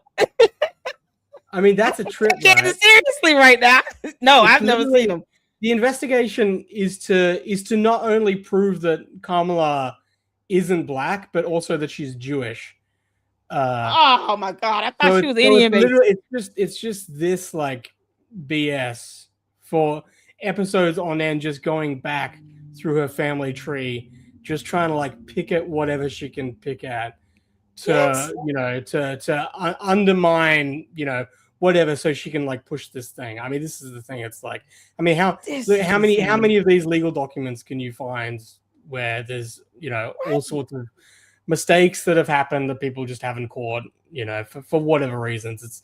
It's rubbish, but the agenda is to just plant that seed that Erica, all of her life is fake, and there's something shadowy going on here that explains why there's all these mistakes. And the worst part is, here's the thing: Candace, not knowing anything about the law, does not know that you can submit drafts of settlement agreements or court documents, even a proposed order. If there are issues or errors, you can actually provide corrections. So the court does understand that people do err. If there are errors in proposed orders, you can edit them before the judge signs it. That's how you end up with maybe a signed version being different from the proposed version. But because she doesn't understand this concept and she's an idiot, of course she makes it seem as if they lied. No. If you type up and draft an order for the court for a judge to sign, and you make an error, mistake, or there's a spelling error, you can edit it. Even if it's signed, you can actually do a correction. You can do file a pleading for corrections to be made on the court record. So the court even understands that it's not someone lying, it's just someone erred. And those corrections can be made in court documents. But because she's what she say, her notary license is suspended, expired. Yeah, because she's a former notarist. Somehow she has the understanding of all things in the court of law. You can't make this up. Do you want to know what so she starts with this is Erica Kirk's birthday, and Erica Kirk says that she still stands by this, and then she's like, but it's weird. Erica Kirk's parents seemingly don't know when her birthday is, and they have a different date. And then she points to one legal document where there's a mistake. Now, if she can present a pattern where her parents, that's one thing, have repeatedly over and over again have asserted that her birthday is this date, and Erica Kirk is saying another date. I mean, that would be interesting. I'd question why. Like, why do they have different dates? That's strange. But all she has is one document where it's the same mistake that's been repeated. That's entirely Exactly. it. But yeah, her claim is that her parents apparently don't know her birthday. And the worst thing is with these court documents, even if you have an attorney, oftentimes these court documents are being prepared by one or the other party attorneys, and that could come down to the paralegal. So let's say the attorney's paralegal type this stuff up, of course they can make a mistake. They probably put in the wrong year. These documents were not prepared by the parents. They were prepared by the attorneys. So the attorneys can err in the year one of the dependents is born. It happens. All you have to do is correct it in the final version. It's that simple. But yeah, Candace, you'll learn the hard way, girl, because you got this lawsuit with the Macron, hopefully with Erica Kirk. You'll learn how this all works. But you would think she would ask one of her 3 attorneys. If you make a mistake on court documents, how does that go? Or just Google it. This is the extent of her willingness to research anything. That's why I choose to call her an investigator. This is her pattern as well. She never takes into account human error. Right. I mean, someone could easily say, what's your son's birthday? And I could say it, and just for whatever reason, I'm tired, whatever, you get it wrong, And then Candace would say, why'd you lie? Why'd you lie about your son's birthday? And she does that over and over again. She's got a dumb, look at TPUSA's lies. This is their list. But she never accounts for human error. It's it's not a lie. Not at all. People just get things wrong. They recollect the wrong thing. But to her, it's if you make a mistake, that's suspicious. Why are you lying? Yeah, and it's this isn't a lie. You have to prove that there was an intent to lie. Once again, Candace, you're still an idiot. These are things this is why she's going to lose lawsuits, many, many lawsuits, because of stuff like this. And this is something that the judge will remind her of. People make mistakes. People are going to make mistakes in error moving forward. This isn't the first time court documents have had errors in it, but yet somehow she thinks that people are intentionally lying. There's a difference. So once again, I'm telling you all, her Achilles heel is lawsuits. You're going to have to sue her so she can learn the hard way what happens when you make an error in court documents, because reasons. Oh God. All right, y'all, let's finish this up. But it's going to get even more absurd when we examine the divorce decree. So for the uninitiated, the first document is just the filing. I, Lori, am pursuing a divorce, and here are the facts. And now what comes after that is the decree or the final judgment. Okay. Now she has no. I do want to note that this was the fastest divorce in the history of divorce. She filed on July 20th, 1998. It's called uncontested. And then we have a decree on November 10th of the same year. So this is 3 months later. Once again, the marriage date is listed. The initial marriage date between Kent and Lori as November 20th, 1995 in Marblehead, Massachusetts. But oddly, you can see that somebody just went in and tried to edit that date by hand afterward, adjusting the wedding date down this time to 1985, not 1982, hoping, I guess, that no one would catch that. I guess the unnotarized 1982 that we saw in the initial filing was too difficult. It would have been too obvious. So this time they're attempting to do it by hand and edit the date of marriage back just 10 years, not 13 years. Oh my God. This is not subtle. It is not normal, and it bothers me greatly. Take it from someone who is chronically being sued. That is not how modifications work on court documents. You can't just use a pen and write something on a divorce decree. You can't. Yes, you can. She said take it from somebody that's been chronically sued. You know what? On that, we agree. She still knows nothing about how court works. But yes, she is definitely chronically being sued. This is priceless. Candace, thank you for telling on yourself. That speaks volumes. The fact that is your bragging rights. Okay. Candace is bragging about being chronically sued. I just let that sink in for a minute to the Candy Ass Cult members, because I'm not trying to convince you people of anything, but whatever. Let that sink in though. Your cult leader is chronically being sued. That is the zenith of her life. That's the climax. That is as high as she's going to get. Being sued. And somehow she thinks that it's horrible, as if it's illegal to make an error on court documents. Because these people would be in jail, wouldn't they, Milk Bar? If it was illegal, wouldn't they be in jail? Oh, that's right. Of course. When the judge have charged them or held them in contempt of court, concept you don't understand yet. You make a mistake on a court document, you get like 20 years to life, right? It's a cardinal sin, you know. How dare you write the number 8 on this in writing? You can't make this up. This is crisis. Come on, Candace, you dumb alien. You just can't do that. People have to initial. You got to date. You got to see who saw it. This is crazy to me. My suspicion, and again, it's just a general suspicion, is that this was done after the fact. Maybe someone had a friend down at the county clerk who was responsible for scanning those docs into the system. I just kind of did that because that's not real life. That's just not real life. Chronically and being once sued. Again, that has another casually added separation agreement, which is still not notarized, with an entirely different date of marriage. And the crazy part is that the separation agreement, separation agreement, Kent Franzwey is waiving his rights to an attorney with no notary present. He just agrees that Lori's lawyer can represent him on everything. So what are we to discern from this? We are at 4 different plausible marriage dates between Kent and Lori Franzwey across 2 documents. That's not how that works. If he waives his right to representation, this is a civil proceeding. He doesn't have to have representation. You do know it is a constitutional right in the United States of America to represent yourself. It's called pro se. You can't make this up. Candace, you're really stupid. Did this girl just say this? The other party's attorney did not represent him. He represented himself. This is a civil matter. Only in criminal matters do you have the right to get an attorney at the expense of the court. In a civil procedure, that's like a luxury. He had the right to say, no, I don't want an attorney. This is mind-blowing. For someone who gets chronically sued, wow, you didn't know that? Documents. I should also add that I could not find a single trace of their alleged marriage in Marblehead, Massachusetts. Doesn't mean that it doesn't exist, but I couldn't find it across any date.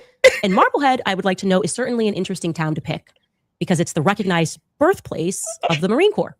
We're going to keep hearing the Marines coming out of the entire story. We're just laying the Marines going to whoop up butt. Now, I should note, to be responsible here, that there are divorce-related documents that are available in Ohio online that we simply are not allowed to have access to. Like, people have privacy. That makes sense. So it's entirely plausible that they went in and fixed these glaring errors that for some reason a judge, we're supposed to believe a judge signed off on this many wacky different dates. But the point here is just to demonstrate to you how even the most mundane facts about Erica's life are frustrating to verify. And that's just an appetizer, my friends. Because then we received a very interesting email from Sweden. Yeah, my Sweden fans. What's up? What's up, Sweden? And it led me to even more questions about Erica's paternity. We are going to be right back after a break. I want you guys some good news. Thanks to the reporting feature. Nope. Your credit profile. Can I just say, IKOFF.com. Yeah, go ahead. The fact that this is like what she's running with to open Bride of Charlie really tells you she's got nothing. I'm sure she's got the odd little thing up her sleeve, that she knows that when people are getting bored. But I mean, this is so boring. This is painful, right? We have to listen. I want all of you all to know, Milk Bar and I plan on having a fun time laughing at Candace's expense because otherwise it's absolute garbage. I told you all, Candace feels like she has to be the smartest person in the room. That means her cult members are dumber than her. And they find this entertaining. They're loving this. But yet she can't tell you why court documents can be, corrected. Who knows? Maybe the clerk of the court or the court staff corrected it. Whatever. It happens. Like, oh my God. Chronically sued. Candace, you'll find out exactly what it means to be chronically sued. Erica Kirk and TPUSA, y'all should sue her separately. And then send me a copy of the lawsuit so I can read through them. You know what? Like, this is the thing. Like, my wife is really good with dates. She's really good with birthdays, everything. I'm terrible. She does like our accounting and everything because I'm just terrible with numbers and everything. And so this is where she's painting this picture of like, oh look, there's these errors, right? So that must mean there's a conspiracy. So crazy. I would take a guess that the probability that the majority of people have got a trail of paperwork from everything they've had to sign throughout their years with no errors that they would be absolutely in the minority. Yes. And what she's pointing out is there is nothing abnormal about this whatsoever. Yeah, how dare you be a human being, because Candace is an alien. She still has not acclimated to humanity. She has no idea that we can make mistakes as human beings because she's not us. She's not one of us, y'all. And this is Candace. You said you were an alien. We said, okay, we'll go with that. And that's it. That's why we're here. That's why I keep calling her that. Because she said it. This is someone that is so far beyond reality. She's so tapped into her alternate reality. That's Sugar Boogie and something else. She's so tapped into her alternate reality where how dare you make a mistake and get a year mixed up? But yet she can't tell you the difference. And I got to say this, between the letter N and the number 9. Y'all keep that in mind as we watch this woman think that everybody's supposed to be perfect. Oh my God. Okay, so we obviously cannot go so far as to suggest that Loretta, Abbas, Stanley, Wallstad, Franz Fay was openly committing fraud. We can't say that. What we can confirm to, however, is that if she was doing that, breaking the law and committing fraud is something that Lori's family is kind of historically known for. They kind of arrived into this country doing just that. You see, Lori Franz Fay, like I said, was born Loretta Abbas. She was named after her Syrian grandmother, Loretta Abbas. I want to sear into your mind right now that the Abbas family history is steep in gambling and casinos. All about gambling and casinos. And Candace lies like hell because she still can't prove that she has 2 degrees. And they better not be from degree mills, Candace, because that's fraud. So whenever you're ready to show us your degrees, then we'll pay some attention. Well, how did they commit fraud again? This is the woman who can't define the term.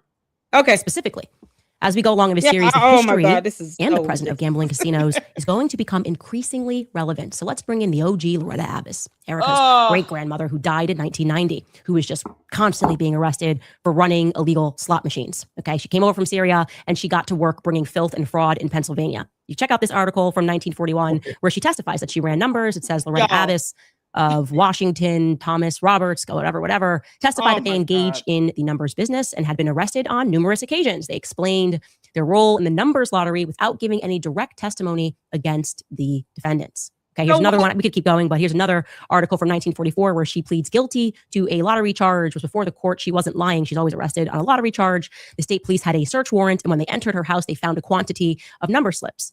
She was sentenced to pay the cost and $200 or 5 months in the county jail.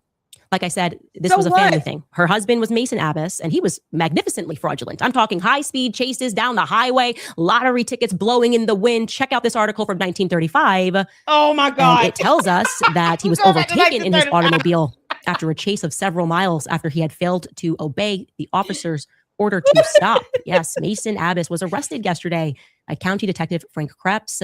Before an alderman, he was held for court in default of a $1,000 bond on a charge of conducting a lottery and was fined $10 and costs for refusing to stop when ordered to do so by a uniformed officer. During the race along the National Pike, which ended in West Alexander, Abbas is alleged to have thrown a package of 100 lottery tickets from his car. Officers recovered the tickets and are holding them as evidence. Yes, lottery, gambling, slot machines. Again, sear that into your mind. Not just on error. No. Don't seal in your mind fractions or multiplication or the alphabet or how to, pronounce terms like onomatopoeia. No. Or expanding the English vocabulary. Can we have Candace and George deported? What's the chances of that happening? Because she thinks can we have them two deported? Candace should host the what's that show? It's like Who Are You? When you look into like people's family trees. She should do that with like celebrities, and just like this is and just everyone ends up being Jewish, of course. But like this is the thing. So she's saying like Erica Kirk's mom committed fraud, and they have a history of like gambling and fraud and crime. I miss the part where Erica Kirk's mom writing down the wrong date in any way benefited her. How did she gain from that? I don't know. And it is what she got $1,000 for every time she put down the wrong year in the court documents. The court awarded her for that. Like, what does this have to do with who pulled the trigger on the gun that assassinated Charlie Kirk, Candace, in your world? Because in our world, Tyler Robinson did it. But in your world, who put the trigger on the gun? Like, that's what she was supposed to be doing some research on, right? Isn't that what we're supposed to be talking about? But she can't get there because she's got to talk about something that happened in 1935. Before she was born, before her mama was born. Where's your mother, Candace? Yeah. Where are your parents? Let's do a genealogical trace on Candace Amber Owens Farmer and George. Just throw both of them in the pot. I would love to go back and let's go back to the 1930s with Candace's grandparents and see if they've ever had any bootlegging, allegations thrown their way.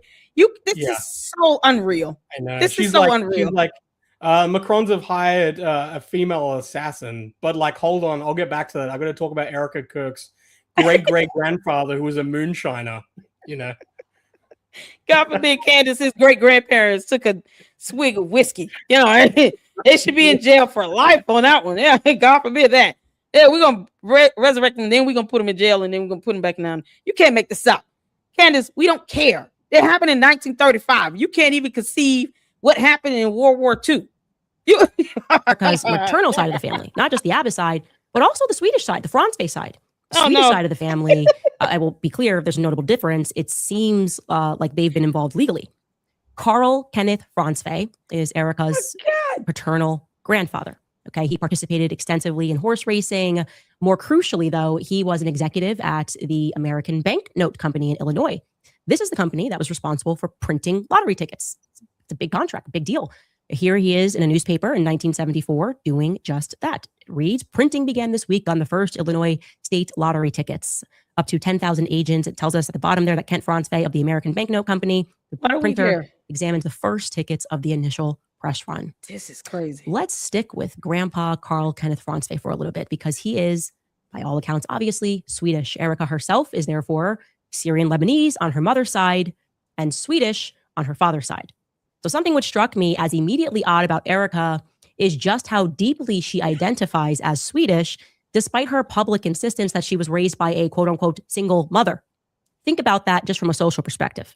If Erica was indeed raised by a single mother, wouldn't you expect her to identify more deeply with those Lebanese Syrian roots? What? Right? You might even understand it if she resented her Swedish roots. Like, my dad didn't do anything, and so I'm not even doing anything with the Swedes. I don't even like being Swedish. To the contrary, Erica feels so deeply attached to her Scandinavian roots that in 2019, she moved to begin the process of obtaining her dual citizenship. She posted this herself, where she is, dual citizenship commenced. So what? Maybe you're thinking logically, well, she loves her grandpa. I had a fantastic grandpa. I get that. I should mention she comes from a very long line of the Swedish Freemasons. Doesn't Candace have dual citizenships of the UK and the US? This is coming. Does she have dual citizenship? I don't know if it's true. That's what it said in the lawsuit. So she's sitting here bringing this up like it's a bad thing. So Candace, you saying that you would rather be Russian? I mean, do we get to just lock you up for the next 50 years for that? Because that should be a crime, right? It should be a crime to say you have dual citizenship. I mean, how dare you? How dare you say you rather be Russian than American? Because reasons. Like, this is absolutely absurd. None of this changes anything about who pulled the trigger on the gun again. Oh, dear Lord. Definitively was close to her grandfather. We know this because she posts about him many, many times over the years, referring to him affectionately as her morfar. Saw this over and over again. You just see posts of him and how much she loves him. She even mentioned her grandmother there. That's his wife, Elaine. And she says she is my angel in heaven, but I usually call her Mormor. So that's her morfar and her Mormor. Show you another post, just her grandfather, where she's going to talk about reflecting upon losing him in 2016. She's posting this, and she again is going to address him as her morfar. This appears to be another wrinkle. You see, I received a flurry of emails from our fans in Sweden about this particular post, and they did not like this post. And what they told me about it, they didn't like about it, made me reconsider things. Now I'm paraphrasing, but they said, Candace, don't paraphrase, girl, is referring to her grandfather as her morfar. I was like, okay. So I looked it up. It means grandfather in Swedish. Like maybe she doesn't, it's cute. Okay. Maybe she's not fluent, but she's cute. And then they explained it to me a little further. They said, no, Candace, The Swedish language is quite literal here. Morfar quite literally translates into mother's father, morfar. And farfar quite literally translates into father's father. We have different words for these things. These have entirely different meanings. You would never call your father's mother your morfar. You would never call, that's what she's doing. She's calling him her morfar. That is Erica's farfar. If Kent is her father's father is her farfar. She said, said, no Swedish grandfather would ever allow you to refer to him as morfar if he was not actually your morfar, okay? If he was your farfar, he'd say, very cute, I'm your farfar, let's get that straight. This would be something akin to being someone's grandfather and allowing them to call you uncle. It's just wrong. It's just wrong. Words have meaning. So why is her very... But yet you mispronounce half of them that you know. You know, Candace can't read past 3 syllables. I hope you all know that. So cat, hat, dog, log, sat, hat, happy, sad. Like you got to use 2-3 syllable words. That's it. You don't give her anything complicated. You know, supercalifragilisticexpialidocious is just, you know, that's too hard for her. Don't give her that. You can't make this up. What is this proving? Oh no. Has she ever been scolded by her grandparents or parents because of this? What is the deal? What's going to happen to Erica Kirk for saying morfar, not farfar? What's going to happen here? You would think Sweden would be so offended they would just say, "Don't ever come back here." Like, you know, Australia kicked out Candace, and so Candace, you got banned from a whole country, and they told you, "Don't you dare think about coming back." And you didn't say, you know, anything along the lines of morfar. You said worse words. You know, words that were divisive, words that were cruel, words that led to people being targeted for no reason, and bullying and harassment. You know, you use those types of words, and a whole country said kick rocks. Did she ever pay back the people who bought those tickets? Refunds ever been issued out or what? This is where we are. This is the same person sitting here talking about morfar, someone who has been banned from Australia because her words were hateful. Her words were aggressive. Oh my God. Well, I can't wait to see. Let's see what the explanation for why this is suspicious.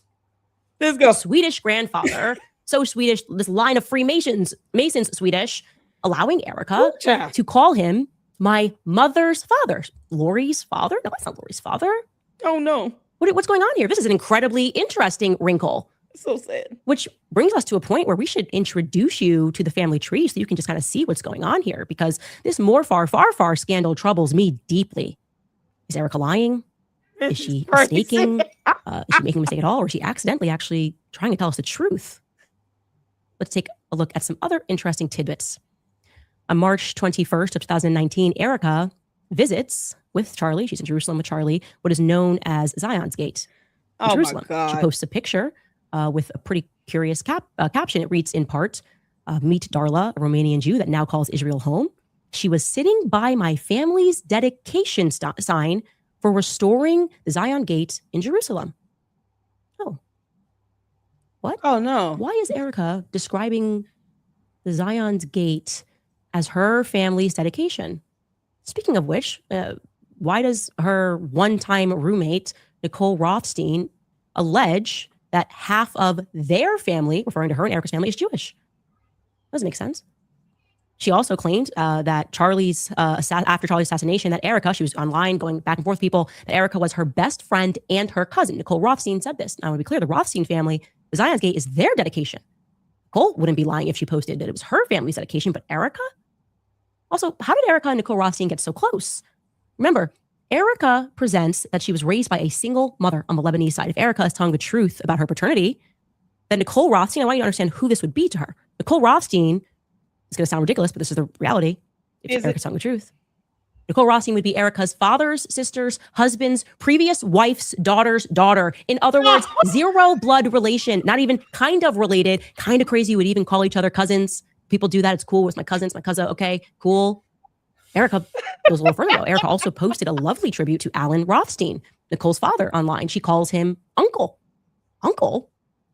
Whoa. If Erica's telling the truth about her parents are, to Erica, That would be her father's sister's husband's previous wife's daughter's husband.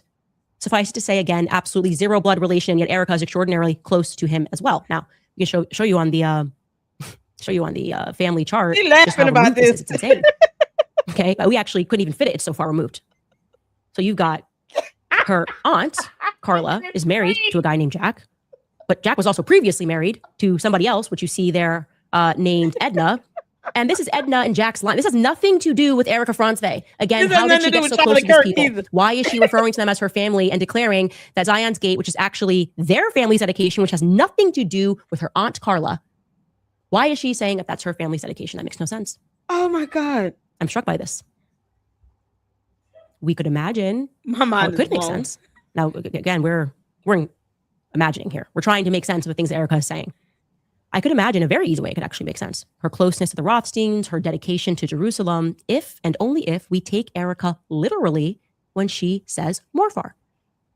Let's assume that Grandpa Carl is indeed her mother's father. That would mean, well, obviously, Lori's wouldn't be her mother. It would also mean that Kent, just by nature of him being a man, is not her father. We're looking for her mother's father. So we have to start looking at Kent's siblings that are females. That would give us only 3 options. We can bring this back up. One of Kent's sisters would be my first pick. Again, we're in conspiracy land here, but I'd go with Carla because she's married to Jack Solomon, and that is Jack Solomon's dedication. Carla wasn't even married to Jack until 2002. She just jumped in and was like, this is my whole family and my family's dedication. No. But if Carla, her mother's father, if her mother was Carla, actually it would all make sense. Solomon is the very man who financed the restoration of Zion's Gate in Jerusalem. If Jack Solomon was her father, then Nicole Rothstein would indeed be her blood relative cousin. But again, that's purely speculation. We don't have to go into speculation. Let's give you the facts more about Jack Solomon. What is factual is that Jack Solomon eventually marries Carla Franzwe in 2002. And there are also some other really interesting facts about Jack. Who cares? Jack and Erica's mommy aunt, I don't know, Carla, live in Utah. He graduated from what is today known as Utah Valley University. He's very involved in the university. It was formerly known as Utah Valley State College when he graduated from there.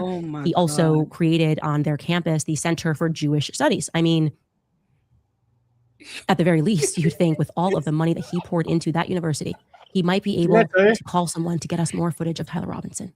Or Carla. How about Carla? She's married to the man. I told you. This is a show. It's the family tree, and you always will end up as Jewish. How dare you be Jewish? George, boy, I would hate for George to have any trace of Jewish, anything in his bloodline. Man, that'll be the day. Candace, can you tell us who your parents and grandparents are so we can just start tracing your roots for no reason at all? Yeah, just because for fun. This is ridiculous, my man, dude. Let me tell you something. I have never heard something so just intentionally misdirecting and discombobulated in all my life. I would rather sit here and do calculus and algebra and trigonometry, all the hard classes, all that hard math. I would rather do that right now. Like, I'm enjoying, laughing at Candace, but good grief, girl. This is a disgusting obsession to sit here and trace somebody's genealogy like this. And mind you, Erica Kirk does not pay her bills. She has no effect in her life at all. If you can't stand her guts, why not just leave her alone? There's a thought.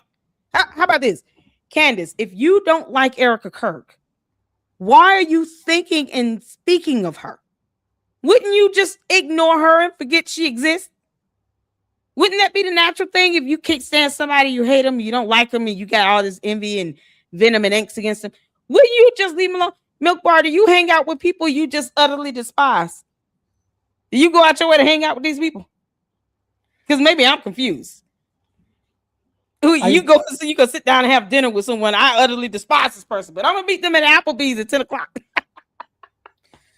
I've got to make a move, but the thing about this is that it's it's like all of this stems from her saying, like, why did Erica Kirk call him like Morfar instead of Farfar? Where it's like who know, like You who know? knows? Maybe when Erica was a kid, she like said it by mistake, said the wrong thing, and it like Right. caught, and it was cute, and like who knows? There's plenty of explanations, but Candace has to like literally grab onto this, use it as the Oh my basis to God. then jump off to go to the craziest place, where it always ends up back at this thing of Erica said this thing publicly on Instagram, but yet she's lying to cover it up, like a bigger truth. She's hiding this bigger truth, but yet left the most obvious clue for anyone to be able to find, so that you can then grab onto that thread to be able to pull to unravel. It's like when she said that with Erica Kirk and Charlie when they got into a fight like the night before. Exactly. Charlie Kirk took his ring off that night, and Erica said that, but then he put it back on when he left the next morning, and so Candace is like, "Oh, I know why he took the ring off. It's because they had a fight." But then he put it back on to then still present like they were happily married. But yet Erica is the one that told that to the press. So if Erica's killing her own husband, why would she say that if she's the only one who even knows that happened? Like why it makes no sense whatsoever. But it's always about, you've always got to have those breadcrumbs for the conspiracy nuts. Like Candace, to be able to say like, see, look, there you go. I figured it out based on this thing that makes no sense. This is so dumb. This is the stuff where you watch this and you feel your IQ level just like dropping as you're watching. Brain cells are just dissipate. Candace, you're not gonna fool me tonight. I'm gonna tell you that right now, because I'm just gonna go and learn a whole new language and make sure I keep myself mentally challenged, because this is ridiculous. Like, this is the stuff her cult is eating up because they're dumber than you, Candace. You know, this is what they crave.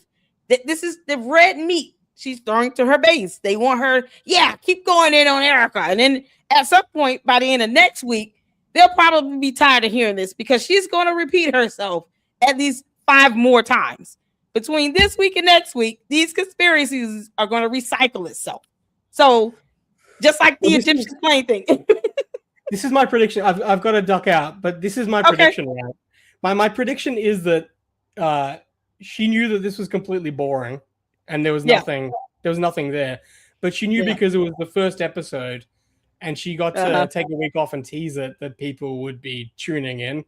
So that's why she just put in all this boring crap, because she knew that she'd have people tuning in anyway, but she'll have some like smoking gun rubbish, like her Charlie Kirk cherry picked group chat thing that she'll chuck in episode like 3 or 4 that will make some news, you know, to get people back. But I mean, to me, this is a good sign that she really has nothing.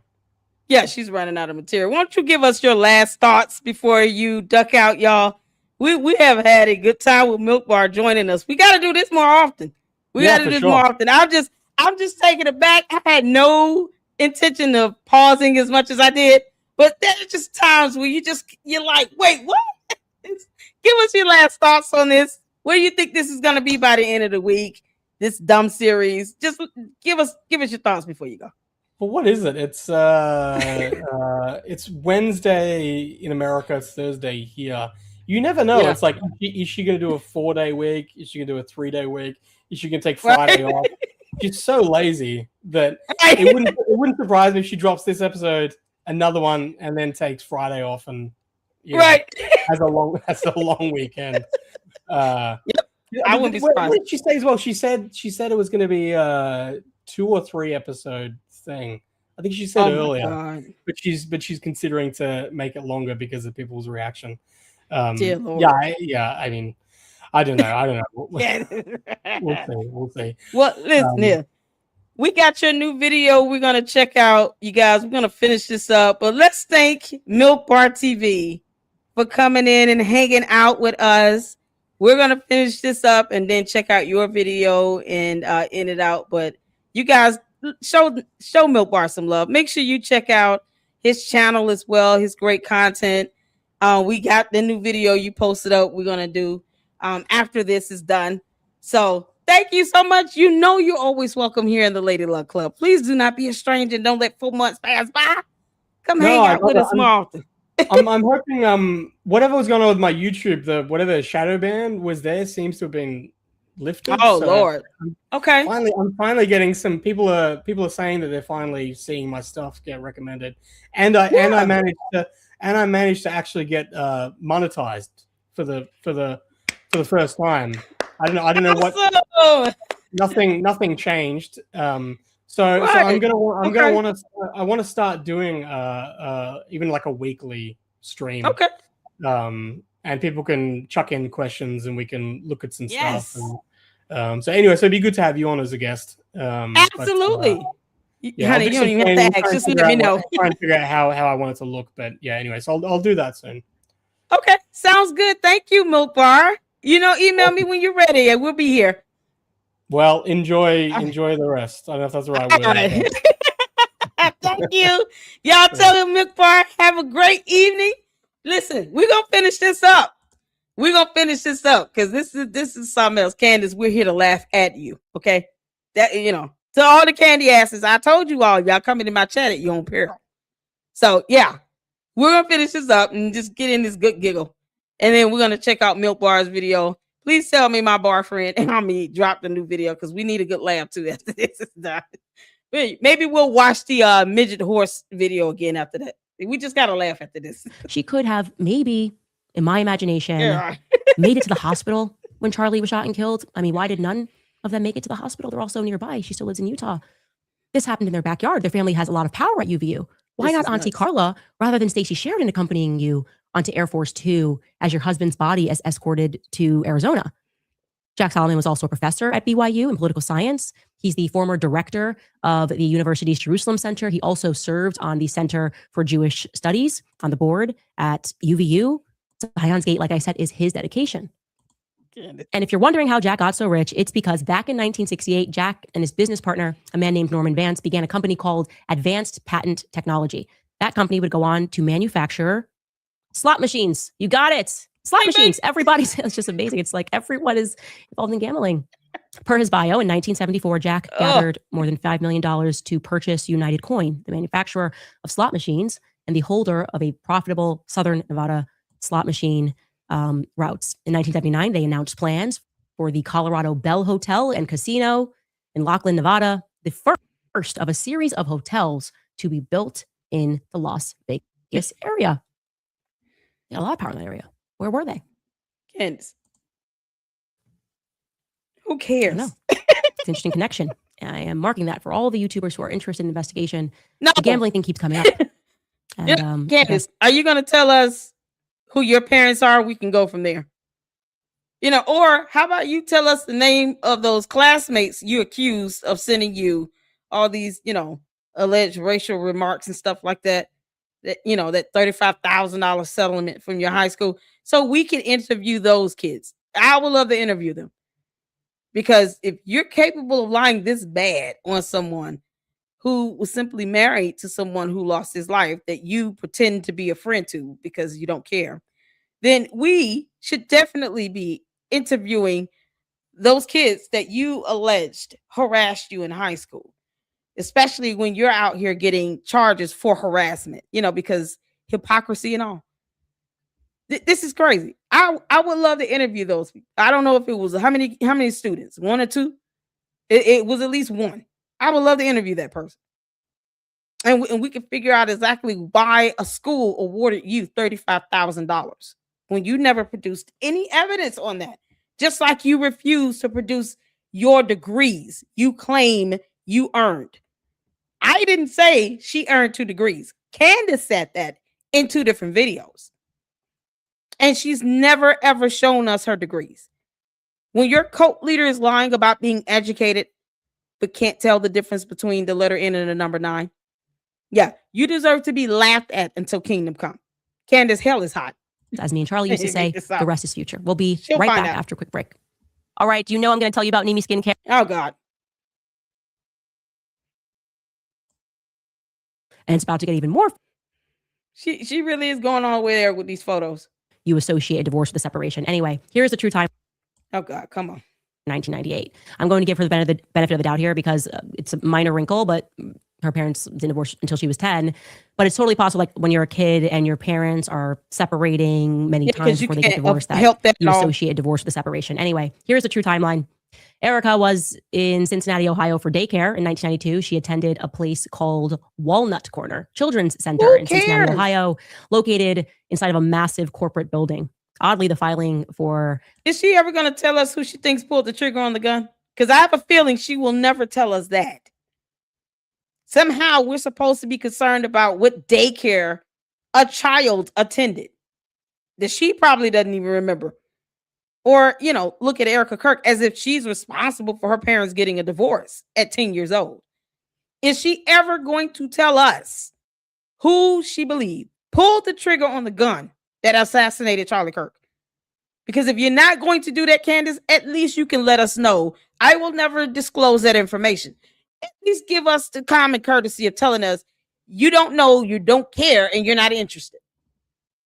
Just give us a heads up. Because we'll never get there. Because you would think she would have at least went to UVU. All this time she's done this, she could have went to UVU and did a tour and a live stream and retraced the steps of Tyler Robinson. She won't do that to save her life. But somehow, knowing what daycare Erica Kirk attended as a child, is going to get her closer to something regarding her husband's death, because he didn't pick you. Candace, it must have been those recurrent yeast infections. Y'all know Yeasty is something else down there. She wanted a court of law to know that Black mold was giving her recurrent yeast infections. It's in court documents, Candace. You should look at that. That daycare doesn't have a floor number, but I can show you this photo of her at daycare. LOL, by the way, to her being dressed as a little bee and accidentally throwing up some Freemason hand signs. That's just a nice ad. She looks adorable. Oh, God. Thereafter, she moves to Arizona and she attends a school that they have virtually tried to wipe from public existence. Now, it's very difficult to explain this unless you're in the weeds, but there is another school by the same name that goes on for a little bit longer. But this particular school came to fruition when a man named John T. Goley incorporated Educational Alternatives up in Minnesota. It was called Educational Alternatives Incorporated. Now, John T. Goley was a big guy. He had formerly helped launch Roundup Monsanto, which is a little bit of government poisoning you, giving you a bunch of cancer. This time, though, he was pioneering charter schools in America. He teamed up with the Walton family, the Bush family. Yeah, everybody involved in this school that Erica's going to attend. When she's a child. It's interesting. I don't know. Don't you want to go to school where the Bushes, the Waltons? How would you know that you can't control that? If her parents put her in a school and she's 5-6 years old, that's not something she can control. Yeah, how dare the 5-year-old object to what school she goes to? I'm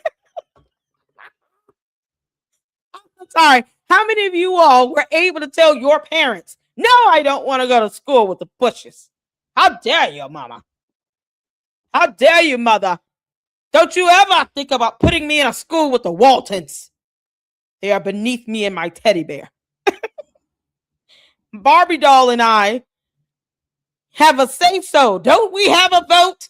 Me and all of my stuffed animals? Because she's 5, remember. Do we not get a say-so, Mom? Me and Mr. Pinky and Barney and Barbie, Cabbage Patch Kid back here. I'm naming all the old school dolls. Do we not get a say-so in this? We have a vote in this house. We have a voice. Yeah, I'm sorry. Do you pay any mortgage? Are you buying groceries this week? No? You have no job. You're 5. Okay, cool. What the? Monsanto is getting together a school. I don't know. Want to send your kids?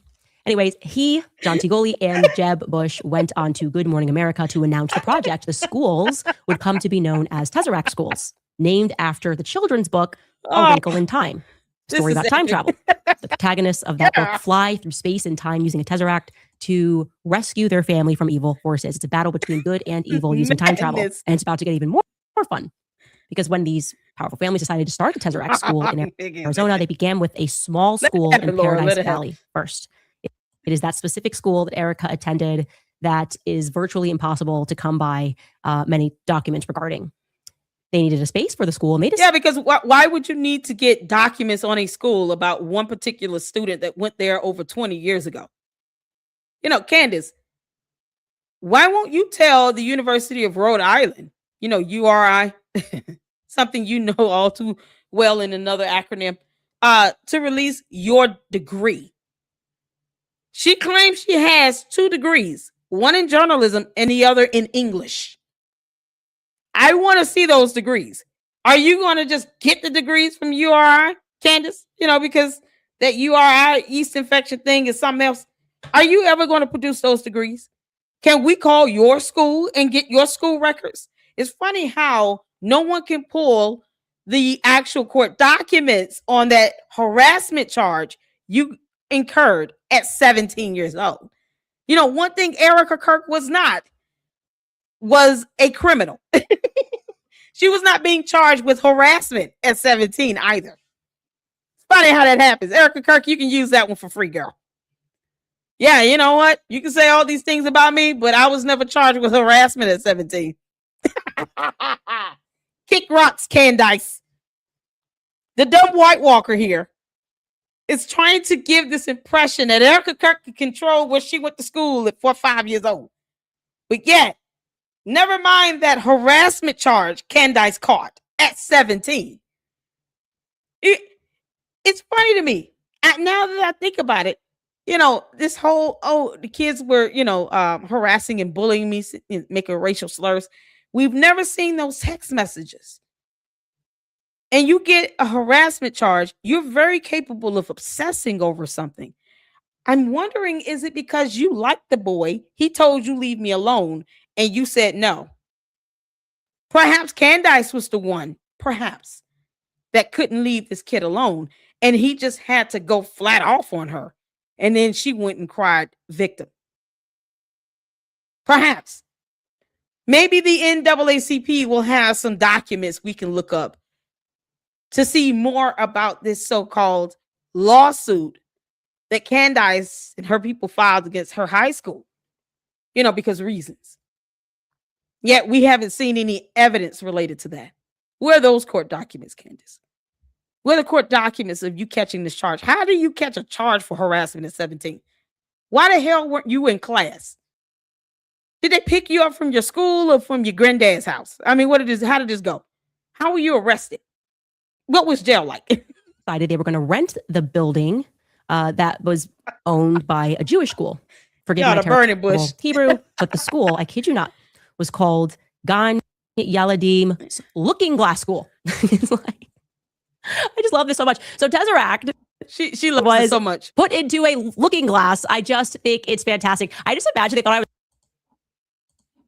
was like dropping some clues. I was like, why are they all freaking out about this episode about Project Looking Glass? They probably thought I had already known that she went to this looking glass school. It was a little elite looking glass school down in Arizona. By the way, Tesseract, the school itself, is exceedingly Jewish in terms of the administration. It was run by Jewish executive directors. The teachers are all Jewish. Obviously, you know me. I'm nosy. I tracked down the yearbooks. I mean, I was working really hard. Where are your yearbooks? Because I'm trying to get in touch with those kids you sued. Y'all, this freeze frame is epic. Anyone know what was Stanford High School? Anyone know the name of the kids that she accused of racial profiling her? I want to read that court I want to read those court documents. Candace, we got them all except that one.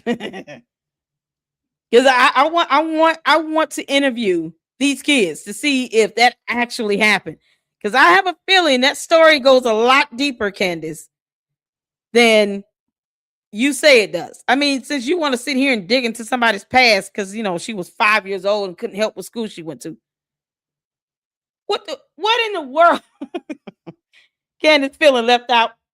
She's an elite, but yet she wants to sit here and weaponize, the years that I guess she was broke as hell. She claims she lived in the hood. And yet we have no idea who her parents are. Like, where's Candace's relatives at? Why don't you do a genealogy trace on yourself? Yeah, that would be interesting. And then you do a whole video on yourself and talk about your parents and show us your 2 degrees. This is crazy. I would love to know more about that harassment charge. Hard while I was off. And I can show you that Erica was at school. I don't have every year yet, but I do have some years, 1995 to 1996 in first grade, 1996 to 1997 in second grade, and 1997 to 1998, which is her in 3rd grade. I gotta tell you, I am so glad that I found this Tesseract. Why? I didn't get to time travel with it. I don't think I did. Did you think they saw me in the looking glass? How panicked were they when I said looking glass?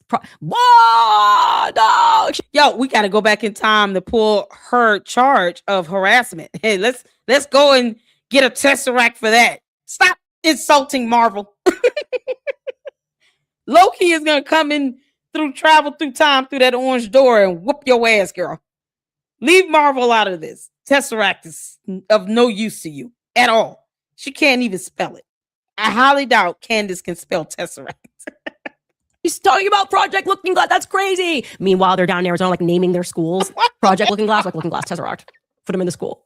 Candace, I just love that. It was like an accidental troll. But what is very exciting about finding her at this school is that it unlocked a lot of important things that needed to be known about Erica's life. And it doesn't need to be known. I mean, she was a child. Speaking to people who went to that school, the one in Paradise Valley, to be very clear, there's other Tesseracts. It got shut down. Can you all that went to these schools remember that you were children, you were minors, and not sit here and entertain Candace's dumb shit? When are the kids that she accused of this racial profiling, when are they going to come forward? Let's get in touch with them and give them interviews. I would love to hear their side of the story. I want to talk to the cop that arrested you for that harassment charge at 17 years old. This girl was too busy being arrested and charged at 17. And yet, it's like, Candace, you wanted to be Erica so bad. You're going back in time, trying to envision that life being your life because of reasons. Y'all, look how Tesseract is spelled. Y'all see this? Tesaraks.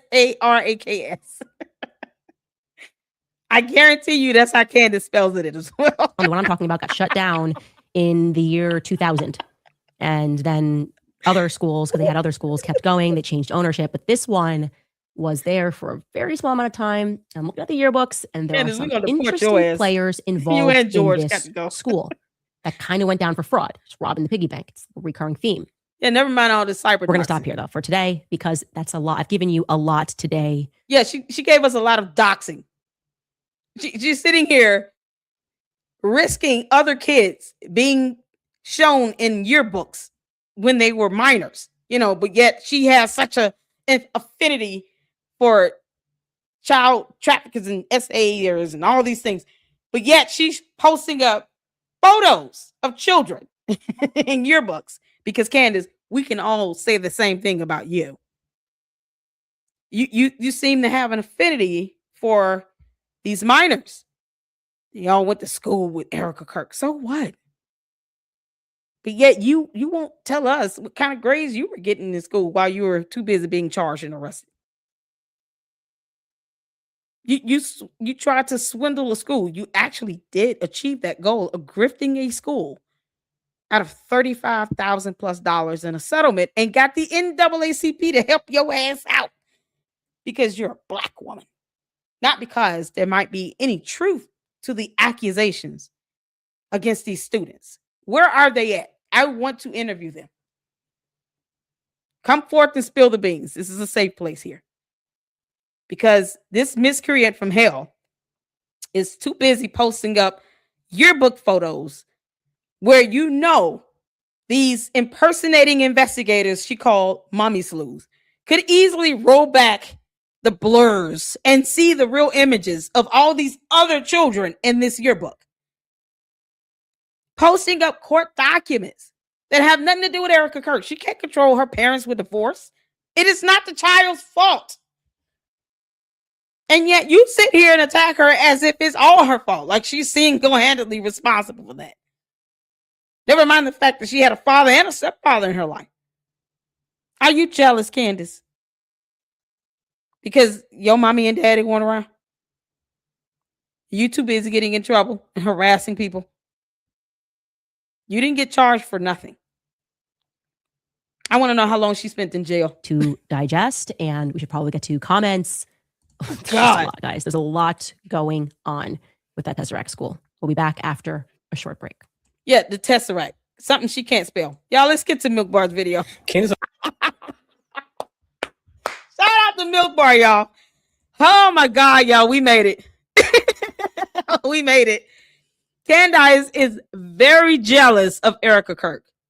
She wants your life, Erica. She wants to be you so bad that she wants to have a fictitious time-traveling cube called the Tesseract and go back in time, pulling up yearbook photos of you and your classmates that won't be blurred for long because somebody's going to unveil all of that, which is the worst thing you can even conceive happening.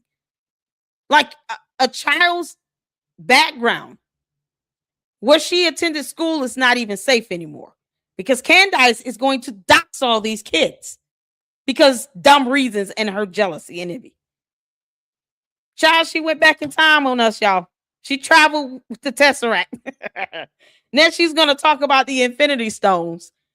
And then, you know, how she had to wrestle with, you know, the purple octopus dude. She had to wrestle with the Avengers, beat Captain America up just to get the Soul Stone. Like she had to do a lot of things so she can get these yearbook photos of minor children and post them up because reasons. My whole thing is, why are people who went to school with Erica Kirk coming forth and talking to Candace? Why are you doing that? This is what's happening here. You're putting yourself and other kids at risk of being exposed who deserve to live in peace and harmony. And I have to worry about their yearbook photo at age 5 in the 1st, 2nd, 3rd grade showing up on Candace's videos. You know, the dumb alien that crash landed on our planet. She refused to leave. Candace, it's easier for you to just leave humanity alone. It's the cyber crimes for me. It's the cyber crimes for me.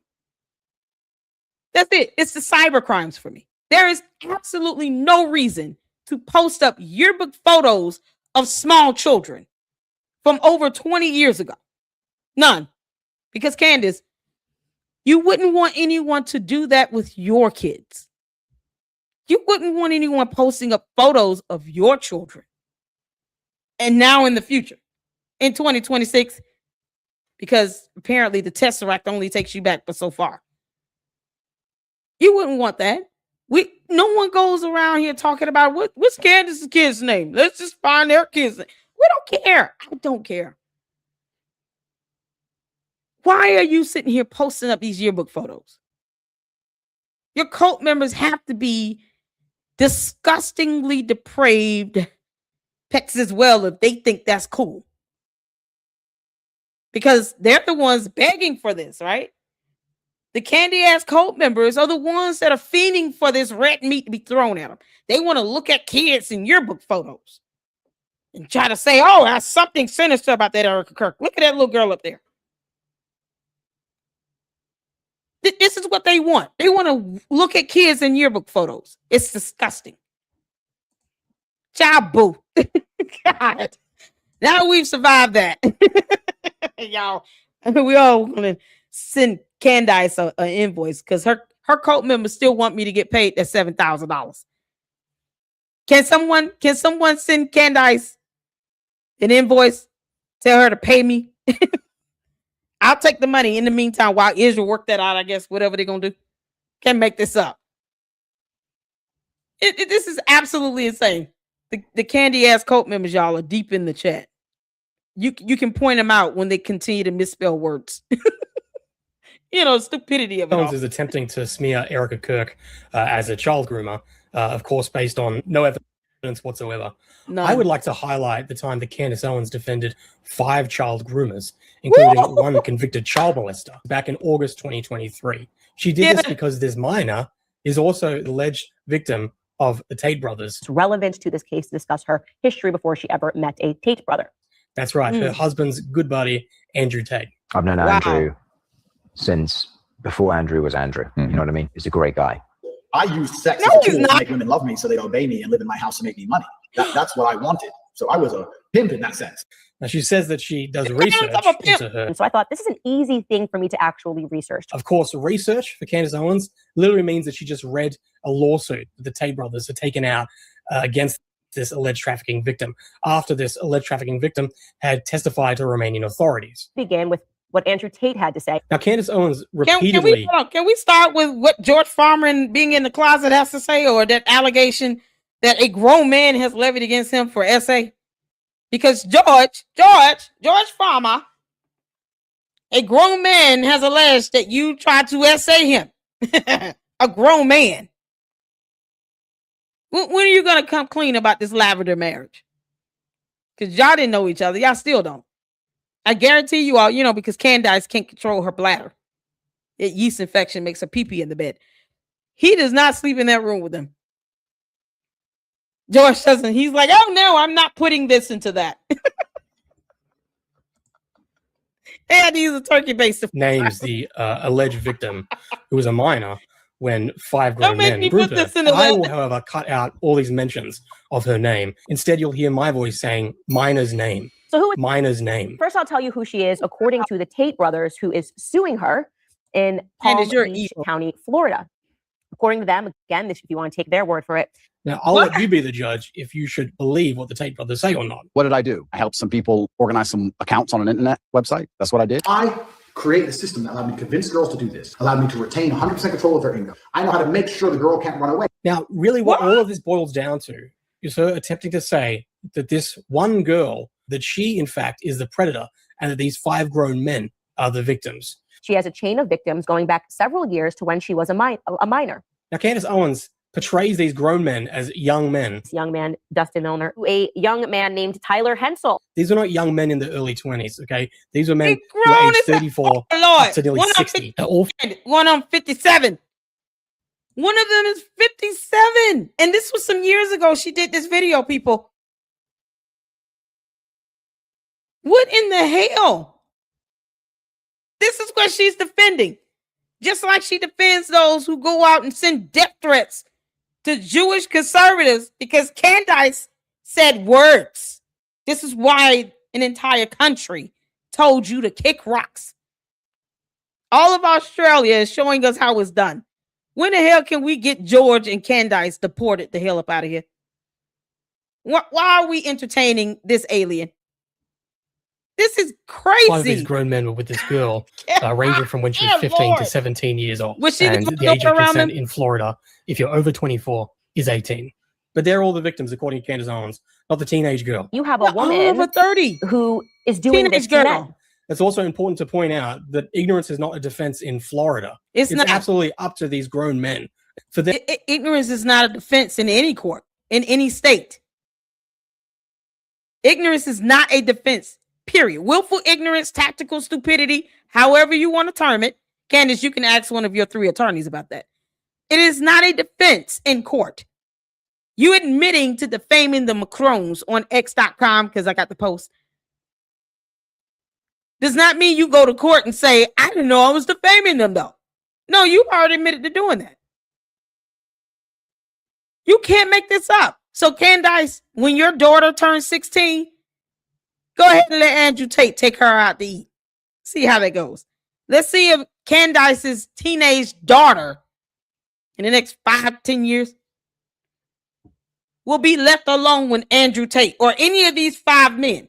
Because that's how you measure up to determine whether or not somebody's a good parent and they actually have a soul and a conscience. Will you leave your teenage daughter alone with these 5 grown-ass men, Candace? I hope you don't.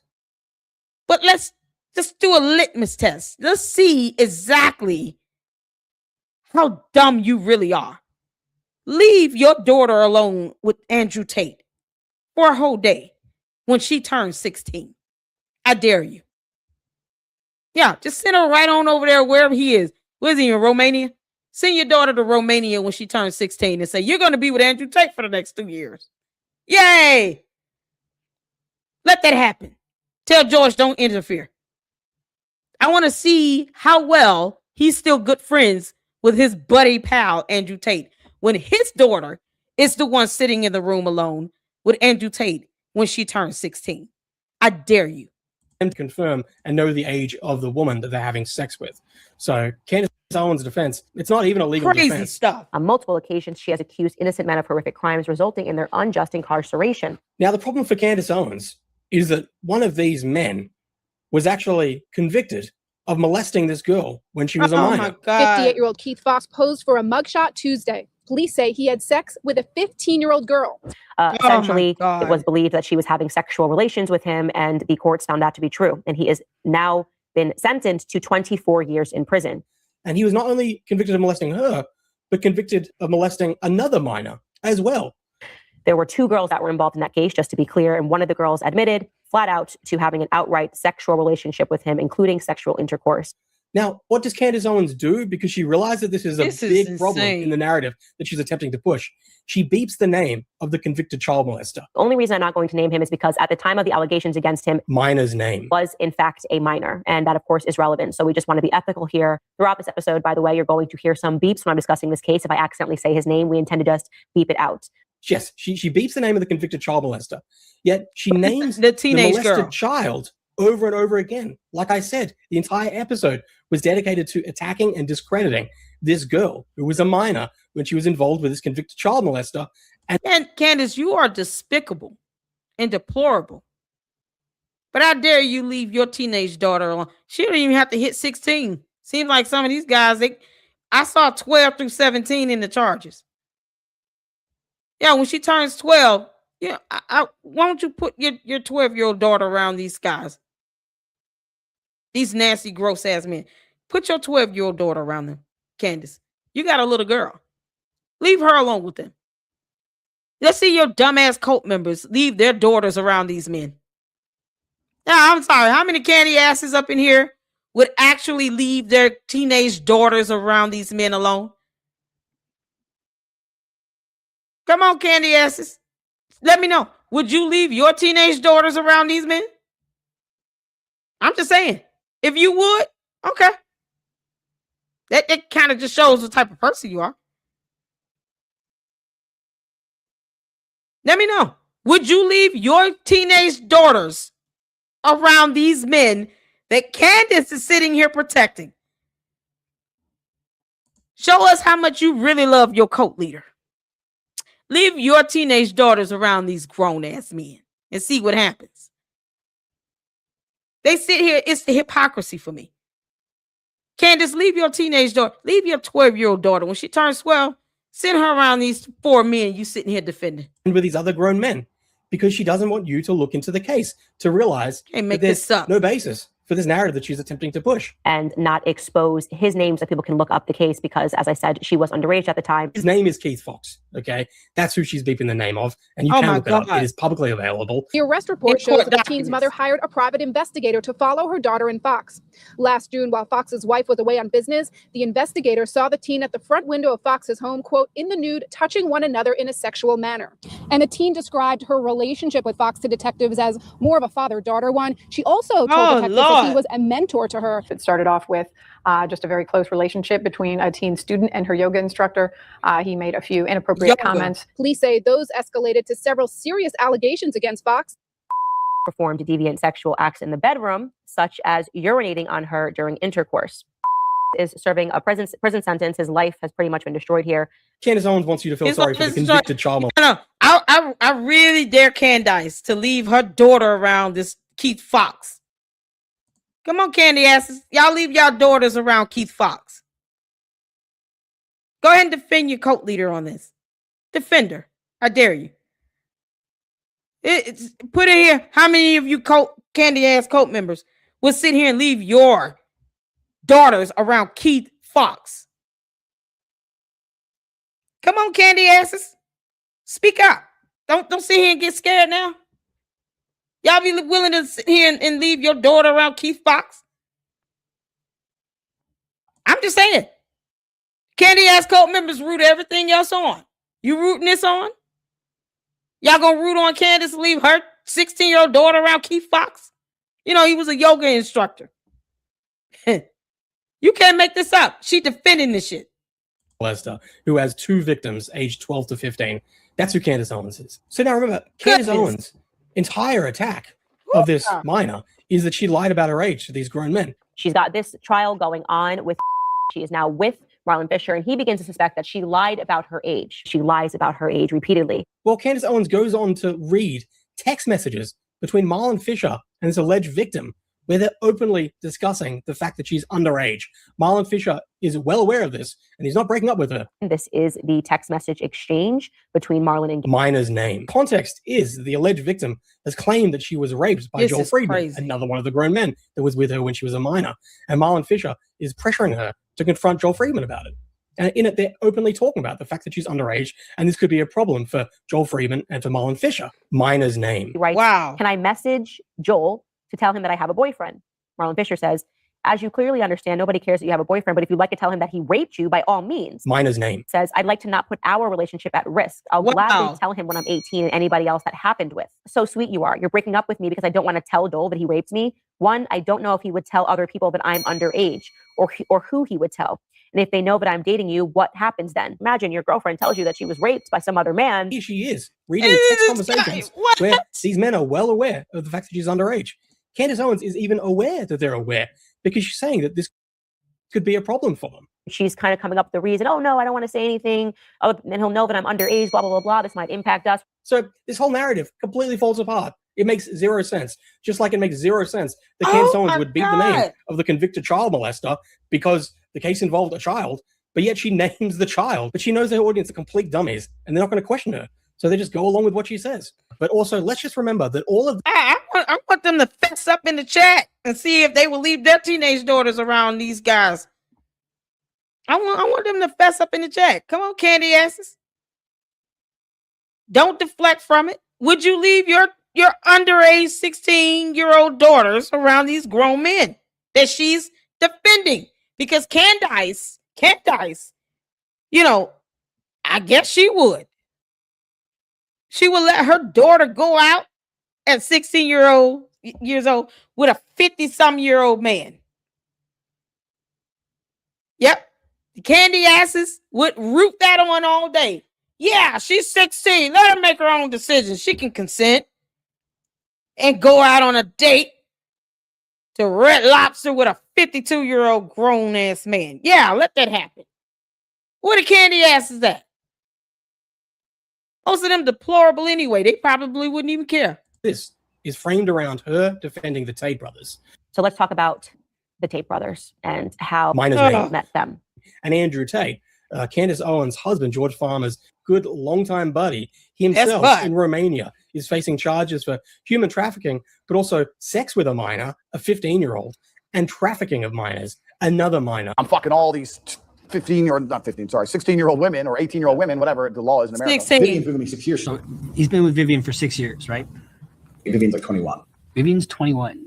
And at this point, he's been a girlfriend for 6 years. Vivian's younger. Vivian's younger. Said, tell the camera, I beat you when you don't do as I say. I didn't say the word listen. Did I say the word listen? Did I say the word listen?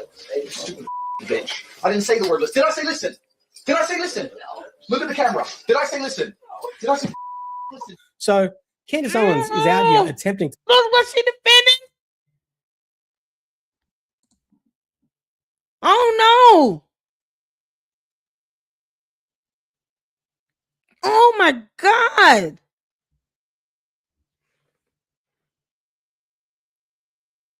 What in the entire hell did I just see? I don't even want to rewind it. Candace, you are sick and perverted. You are a demon. A soulless demon from hell. You're defending that. You can't make this up. Where is your daughter at? Candace has one daughter. She has 3 boys and 1 girl. I dare you, Candace, to leave your daughter alone with Andrew Tate. And George punk ass can stay in the closet. I dare you to leave your daughter alone with Andrew Tate. You can't make this up. And the cult members are defending that BS. They're sick and depraved. They're getting their fixes by watching her video of her doxing Erica Kirk's classmates when they were children in the 1st, 2nd, and 3rd grade, showing their yearbook photos as if it's a crime to go to school. Never mind the fact that they're kids and they can't decide what school they want to attend. But no, let's just put up those yearbook photos so we can sit here and talk about Erica Kirk when she was in the 1st, 2nd, and 3rd grade. And this is what Candace defends. She's got to be an undercover Maxwell Ghislaine. Yeah, Candace is the black version of Maxwell Ghislaine. Or Ghislaine Maxwell, whatever her name is. Yeah, said it. Candace, if you sitting here trying to be friends with Andrew Tate, then you should be compared to the so-called girlfriend of Jeffrey Epstein. Because that's exactly what the hell you are. And you're sitting here defending Andrew Tate. We just saw someone get smacked and he pulled out a belt.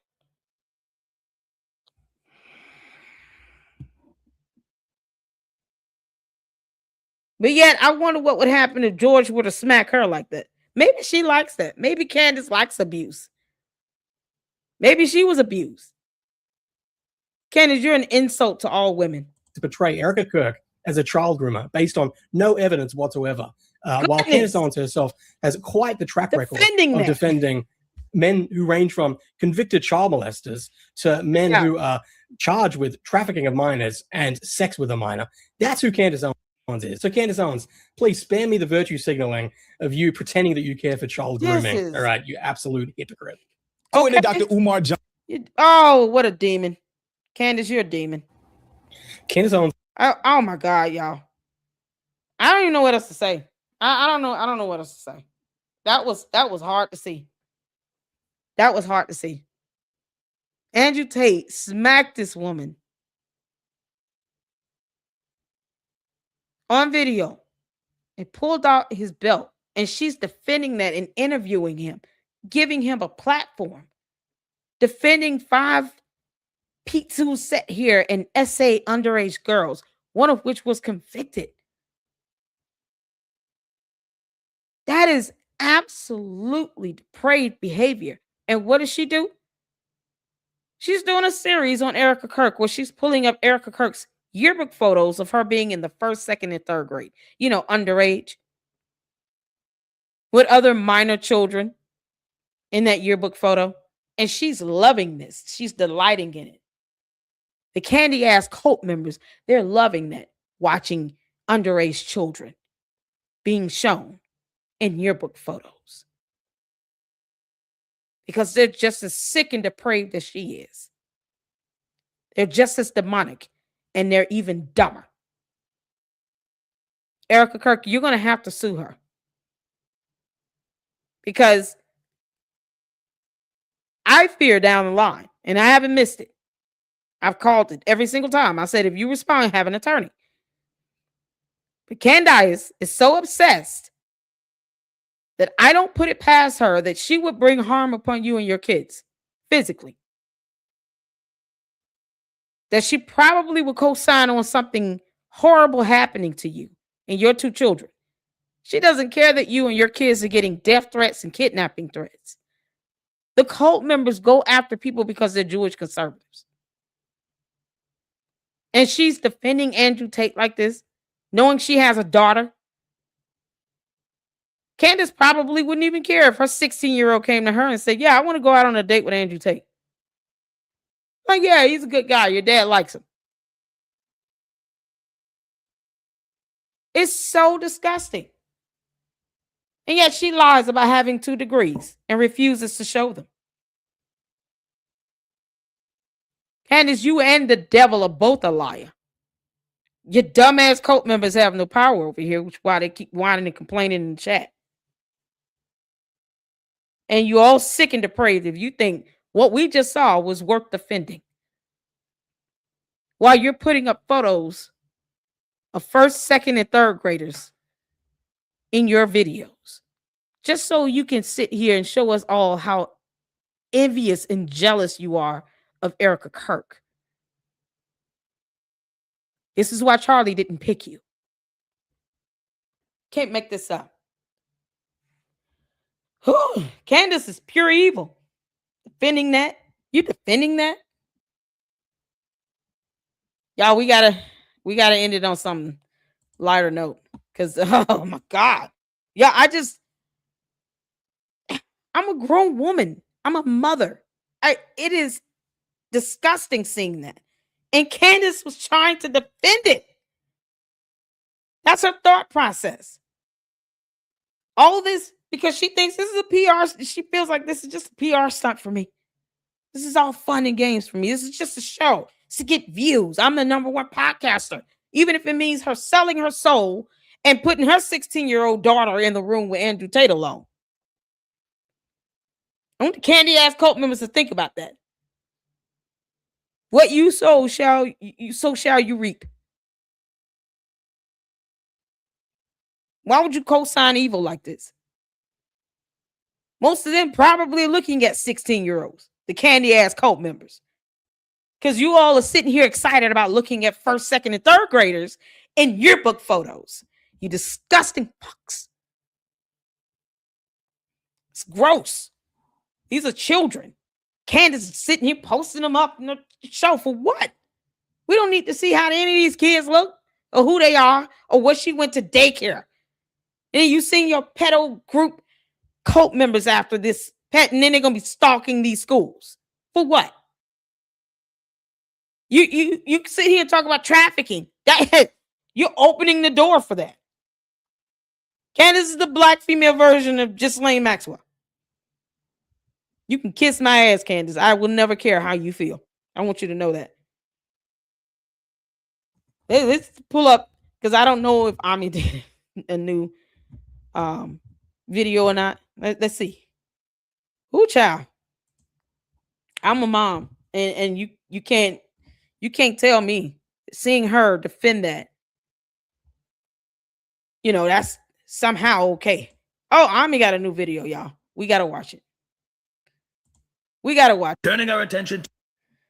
Oh yeah, this is gonna be good. Who child? Y'all ready? We gotta end it on a.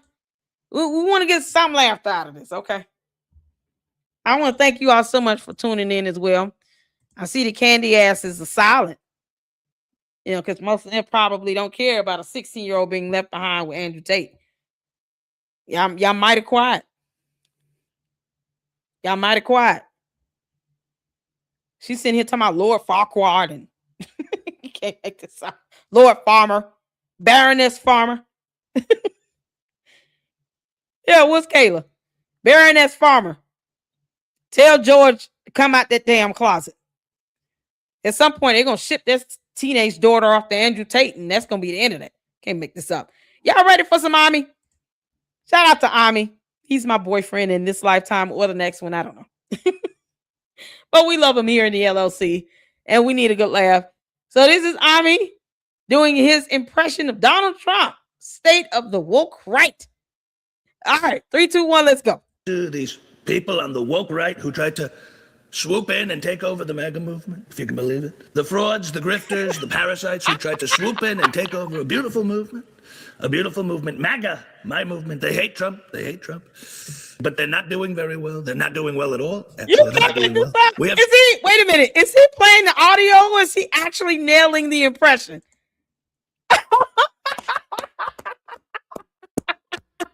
Is he nailing the impression? Y'all, can't tell the difference. If you close your eyes and you listen to this, you would think he's playing the audio version of Trump himself. You can't make this up. This is so good. Turning our attention to these people on the woke right who tried to swoop in and take over the MAGA movement, if you can believe it. The frauds, the grifters, the parasites who tried to swoop in and take over a beautiful movement. A beautiful movement. MAGA, my movement. They hate Trump. They hate Trump.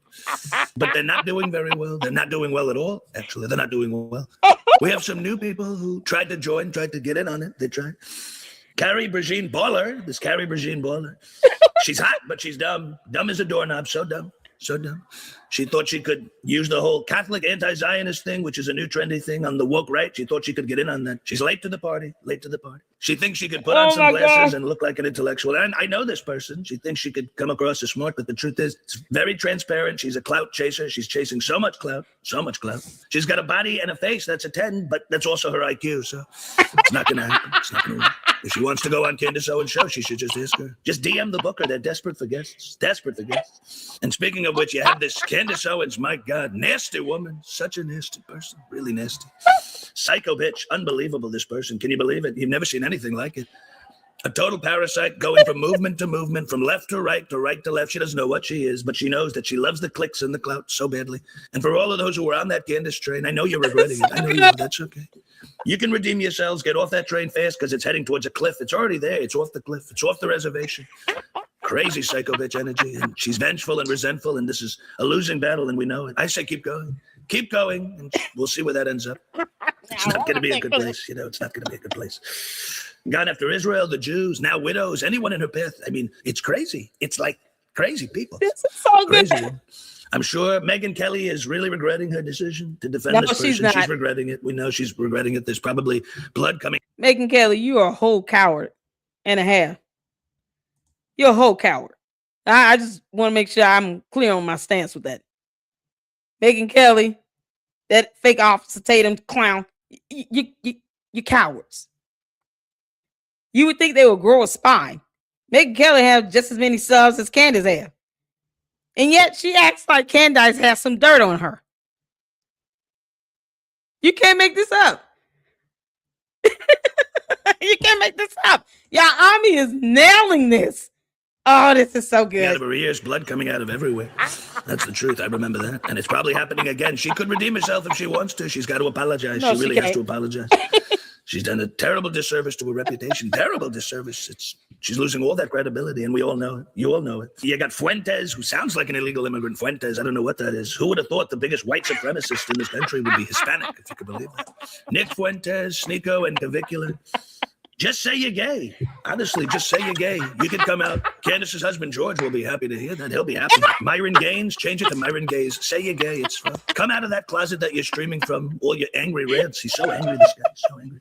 Tucker Carlson, I brought him into the Oval Office. I gave him a little patch. I gave him a little spanking because he's obsessed with Israel. He's obsessed with the Jews. He's claiming Bibi's got a hold on me. I think Bibi's got a hold on him. He can't stop talking about it. This guy, can you believe that? Can't stop talking about it. He's obsessed. He's obsessed. I'm not obsessed. We're doing just fine. We're doing great. We have a great partnership, a great relationship with Israel. Tucker's got a problem.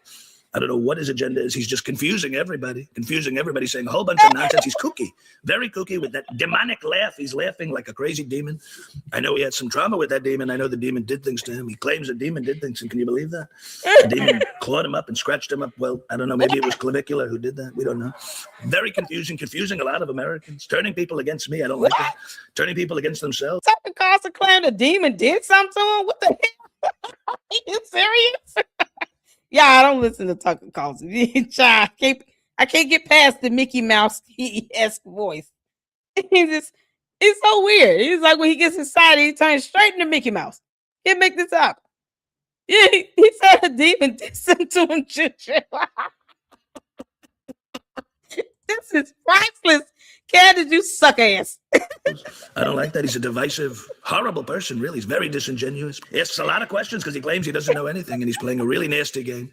Nasty game. He talked to Mike Huckabee, who's a great guy, doing great things for me, and he was playing a game the whole time. You could see it. He wasn't asking questions at all. He was doing pure manipulations, horrible manipulations. We don't need that in our country. We need honest players. We need honest, truthful people who are seeking the truth. We don't need people who are trying to distort it.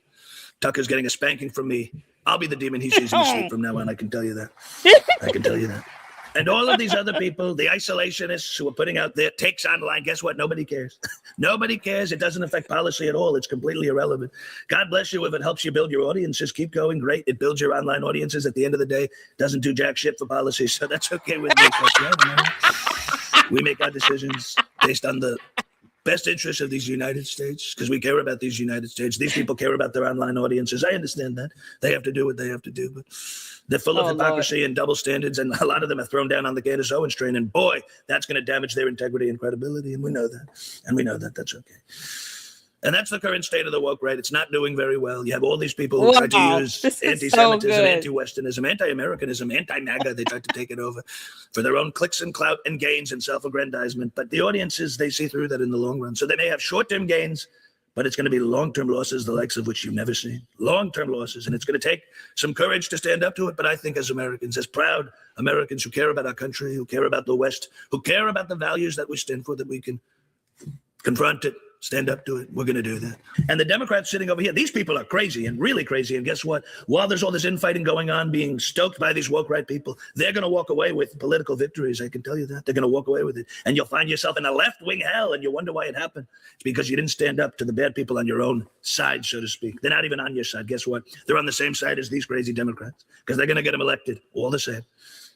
So don't let that happen. This I'm not is going to let so that spot happen. on. We're not going to let that happen in this great country, the United States of America.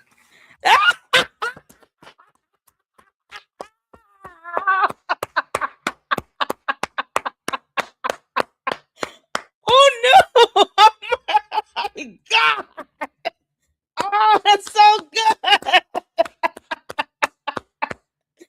Ami, I love you so much. Mama's so proud of you, Ami.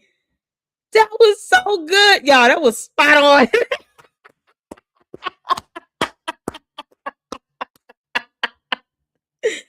Oh my God.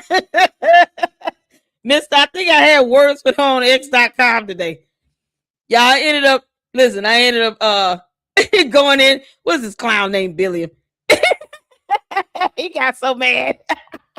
I told him I have a show to do. I'll come back and finish you off later. Yeah, I've been on it on X.com today. Oh, I went in this clown. He was so mad. I'm posting up photos saying Candace is a demon because they all mad. They're so triggered by that. I was like, add me to the list of people that all the people that accuse of it's a coordinated attack if they're calling Candace a demon. No, she's just a demon. She said she's an alien. You got mad when we went with that. Now we say she's a demon and somehow it's coordinated attack. No, she's just a dumb demon from hell. Or a dumb alien demon from hell. Whatever. That is what it is. But yet, the candy asses are losing their mind on X, and their whole defense is the same thing over and over again. While none of these morons understand what defamation is. So they can find out our way in court. Who cares? Megyn Kelly is certainly not going to teach them anything as a former litigator. Oh, you clown. Yeah, when I say I've been going in over here. They're so mad at me. Oh, Lord have mercy. Global Globe. Y'all, Candace said Global Globe. She thinks she should be nominated for a Global Award. Not the Golden Globe. No, the Global Globe. Oh, I've been going in. Oh, this is something else. Thank y'all so much for tuning in. We've had a lot of fun. Shout out to MilkBarTV. Thank you so much for stopping in and hanging out with us, Milk Bar. Oh my God. That's something else. I mean, just the idea that, yeah, Billiam is still going in. Look at this. I told you all, look, Billiam is he's still trying. I told him, look, Mama will be back. He called me, and he said I'm racist. Like I owe Candace something. Candace, you can kiss my ass. Tell your cult members I care less how they feel. Yeah, I told him I would be back. I said, listen, I'll be back. I got a show to do. And I'm going to come back and crack more jokes on your ass later. I will deliver on that. Billy, heads up. He's still a moron. Y'all, he's still replying to me after I told him I'd be back. You come back this up. These people are weird. Shout out to all of you all. Thank y'all so much. I'm going to go live and finish up the video we were doing on Marianne Laurent. Oh, child, that's another clown. She's catching it. And I appreciate all of you. Hit the like button. Leave me your thoughts and comments below. Candy ass cult members, you can still kick rocks. You all know that. And every time you come in my chat, you come at your own merit. All right. So thank y'all. We'll be back at it tomorrow. Yes, Catherine, I know. He had to leave a little early, but we didn't miss too much without him. But we'll be back at it tomorrow. We'll go live again with the dumb cult leader. Candace, you're gross. Stop putting up pictures of children from yearbooks in your videos. It's stupid. You wouldn't want your kids to land in somebody else's videos in your books. So the same way you wouldn't want that to happen with your 4 children, don't do that to somebody else's kids. You're an idiot. All right. Yeah, thank y'all so much. I love you guys. I appreciate you all. Hit the like button. I want to thank all of you all for the memberships. Wyoming Gal gifted 5 LLC memberships. Shout out to my mods, y'all. Melinda gifted 5 LLC memberships. Shout out to my mod Laura for becoming a 10-month member. Thank you, MT, for the $1.99 super. Oh my God, I can't believe I missed MilkBarTV. You guys, make sure you check out the replay of this. And MTX again with the $4.99 super. LLC, can you find out if Milk Bar has an email for people to send him content? Yes. And I will let him know if you want. Email me at ladyluckclubllc@yahoo.com. MT, email me, and then if he gives me the approval, I'll forward over or just include you in an email with him, and then you can take it from there. So email me at ladyluckclubllc@yahoo.com. And let's do it that way, because I don't want to put his email address out there if he don't really want it out there. I don't know how he feels about that, but I have no problem making sure you connect with him. He is a great guy, and we had a ton of fun. All right. Y'all be good. I'll see you all in the next one. Until then, Lady Luck Club out. Deuces.